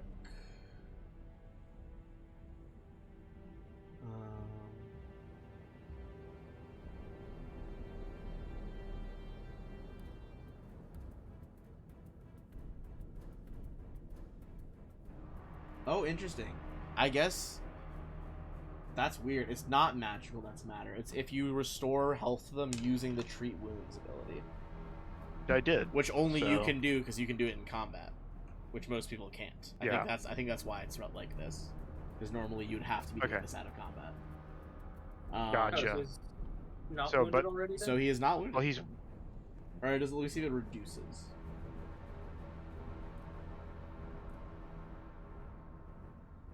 No, it just says the wounded condition ends. cool. Then you're You Awesome. can uncheck wounded. I guess, yeah, because normally you'd have to do it out of combat, but luckily you have that ability. all right. That works. Yeah, I can't do that on you again today, though. In the combat, at least. All right, you guys are all invisible, right? Yes. Okay. Who wants to be my Well, my doesn't- luck genie? Doesn't Lupin get another action? Uh, With the third Drag action. escape potion. yeah, I feel like. Well, I think technically it's supposed to be two actions to feed someone a potion because you're drawing it and giving it to them. But Oh, I feel okay. like you can just do a third action, honestly. If you have a Right. third action you want to do. Let me back this dude back up. I think in that case, I would go ahead and just move back here a little bit. Okay. On their turn. Tarek, you can be my guinea pig. Give me a d20.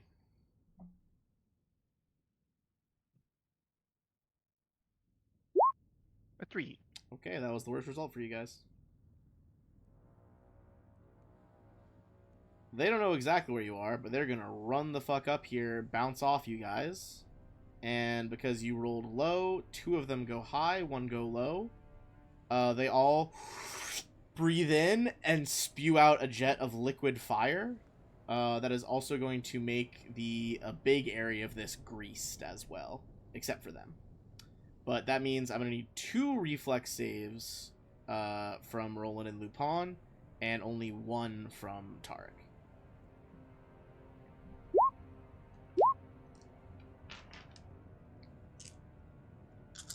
Alright, then 2 from Roland.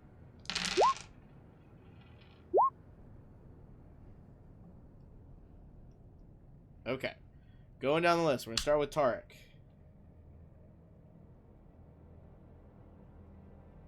26 halved to 13 fire damage. The first of the 2 blasts on Roland and Lupin.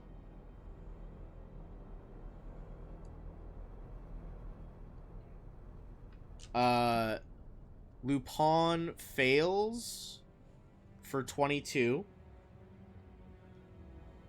Roland passes for 11. And then the final blast.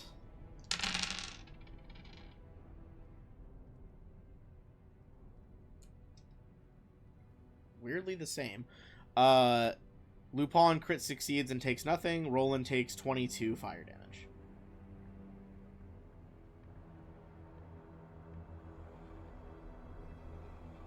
Alright, that is the end of the Brimrack's turn. This fucking suck. Yeah, they're rough. 4 demons are rough. I mean, you're still invisible until you take a hostile action. So Alright, just- I'll stand up, grab my other moderate healing. and Yeah, chug it. makes sense. not a hostile action. You are still invisible.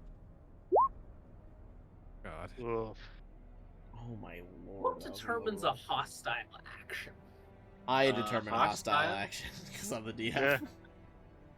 No, I it- get that you do, but what do you consider a hostile? If it's something that's harming them. What if it's like A hostile indirect action harm? is one that can Indirect harm harm or will also damage harm. another creature, whether directly or indirectly, but not one that a creature is unaware could cause harm. Oh, Next, it's in about case you're wondering, intent. yes, your water canteen will be a hostile action. Correct. I was trying to figure out if I could use one of the other water abilities to just make a pool of water, and that wouldn't be hostile. No, because it would still be doing them damage. Yeah. No, I figured. Alright, Roland. So you stood up, drank a potion, got an action left. Well, drawing and drinking the potion are 2 actions. No, for, right? for you, it's just you're doing it to yourself. You're just drinking a potion. Okay. So you have 1 action left.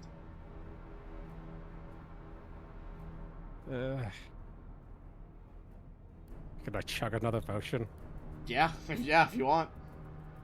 If you take a 5-foot step to the oak by Solvina, I can wild shape this turn, and then they won't be able to get to you. Alright. Also true. You have to diagonal Nope. 5-foot step up. Yeah, you got it. There you go. All right. Alright, Tarek, what shape? Tyrannosaurus.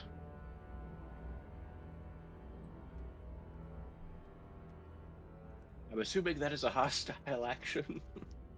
In and of itself, transforming is not. It's about to become very hostile. Invisible T-Rex is a vibe.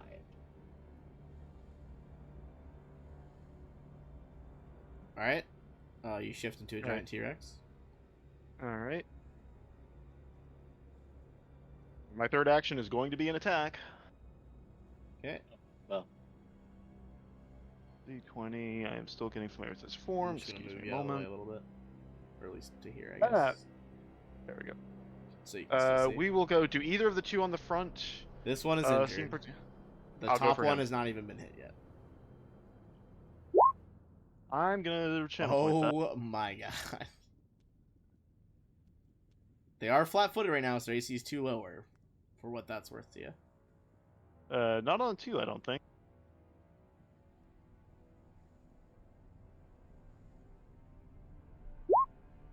$25. That will hit.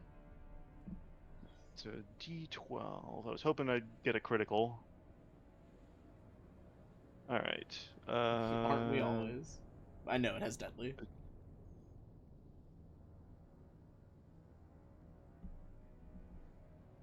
Alright, go ahead and roll that bite damage.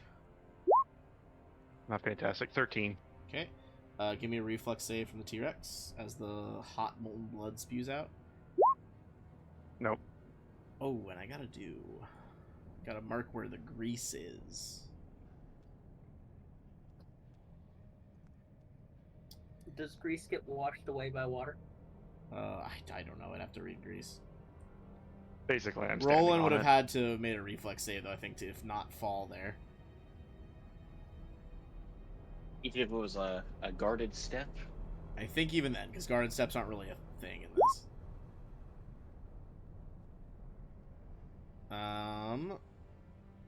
I think it's just an ambient effect, so I don't think its DC is the same as the regular DC. Hold on. Yeah, that works. All right. I take a bit of burning damage. I've hit. How much damage do I take from the blood? Oh, did you make a reflex save? 16. So I'm assuming no. That is a fail. Hold on. 7 fire damage. How much health does the T-Rex have? It only just transforming only gives me 15 temporary hit points. So, but it's still that came out of temporary HP. It's fine. Mostly my armor is pretty good in this form, so. Slovenia, and I think maybe we can stop at the top of the initiative order today, and we'll come back next time. Because I think it'll take us at least a couple more rounds to wrap this up, and it's already 11:30. Let's drive to here. And send the geyser at the one at the back. Hopefully we'll get them all a little bit. Right? Water. Flat check to see if you can hit him in the smoke.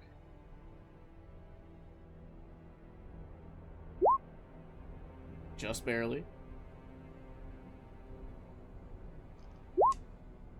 25. That'll hit. Alright.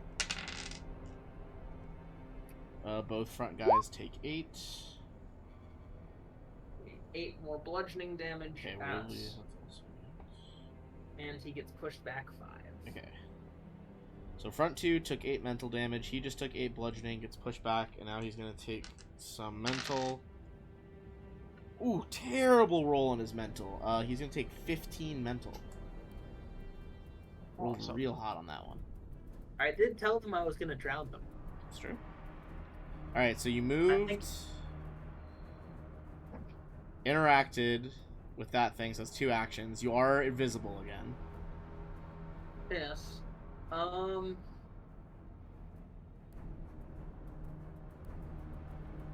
Gonna mark everyone that's still currently invisible. Felons for all of us when I do that. When I did the You bite. know what? Oh, Sure. it I'm gonna removes it for throw- everyone when you hostile? Yeah. Oh, okay. Then If any creature made invisible by the spell uses the spell ends. I gotcha. Oh, Okay, yeah. then they're all visible. I'm going to throw my holy water. Okay. They're still technically in the bubble of smoke out here. Which one are you targeting? I don't think I'm targeting any of them. I think I'm just targeting trying to make like a splash in front of the T-Rex. Okay, you do still have to. Okay, I think that is outside the first range penalty. Just roll a ranged attack, whatever you got, and I'll figure it out. I have no idea what the ranged attack is. It's Is it just plus dex? yeah, pretty much for you. I think that's all it's gonna be. Oof. All Really right. bad. Roll a d8.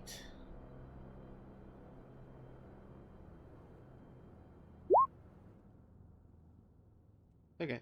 Basically, it's gonna land in the front of the T-Rex square and still splatter them. I'd have to. What's the damage on holy water?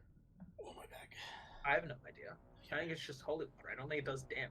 It for sure does. Holy water is an item. I thought it was only to like undead. Because I think technically. It does Oh, good specifically damage. blessed by benevolent deity. Yeah, there you go. Can only damage creatures with the unholy trait. I am assuming demons qualify. Demons are. I don't think they have the unholy trait, but they do have a weakness to good, so they will take damage. So it deals One- 1d6.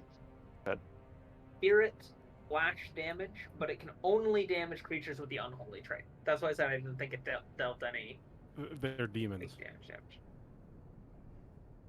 All right. Yeah, but they the each thing take is, some. you can.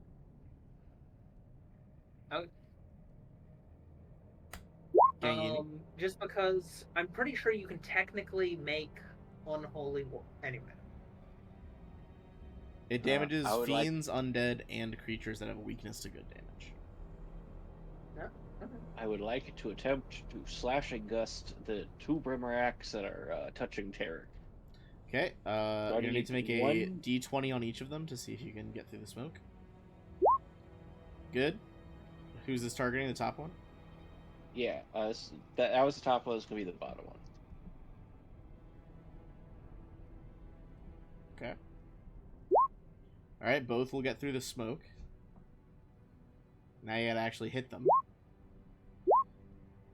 Miss, but the bottom one crits him. He is looking pretty fucking bad. Roll the bleed damage. No, 10. Just gonna put that in a bubble because I can't remember. I can't make a double-digit number there. And hopefully remember this next time, but I will cast Rallying Anthem as my last action. Hell yeah! Rally against the demons. Yeah. All right, we will pause there for next week. Thanks everyone for watching, and we'll come back and hopefully kill some demons next time. Peace.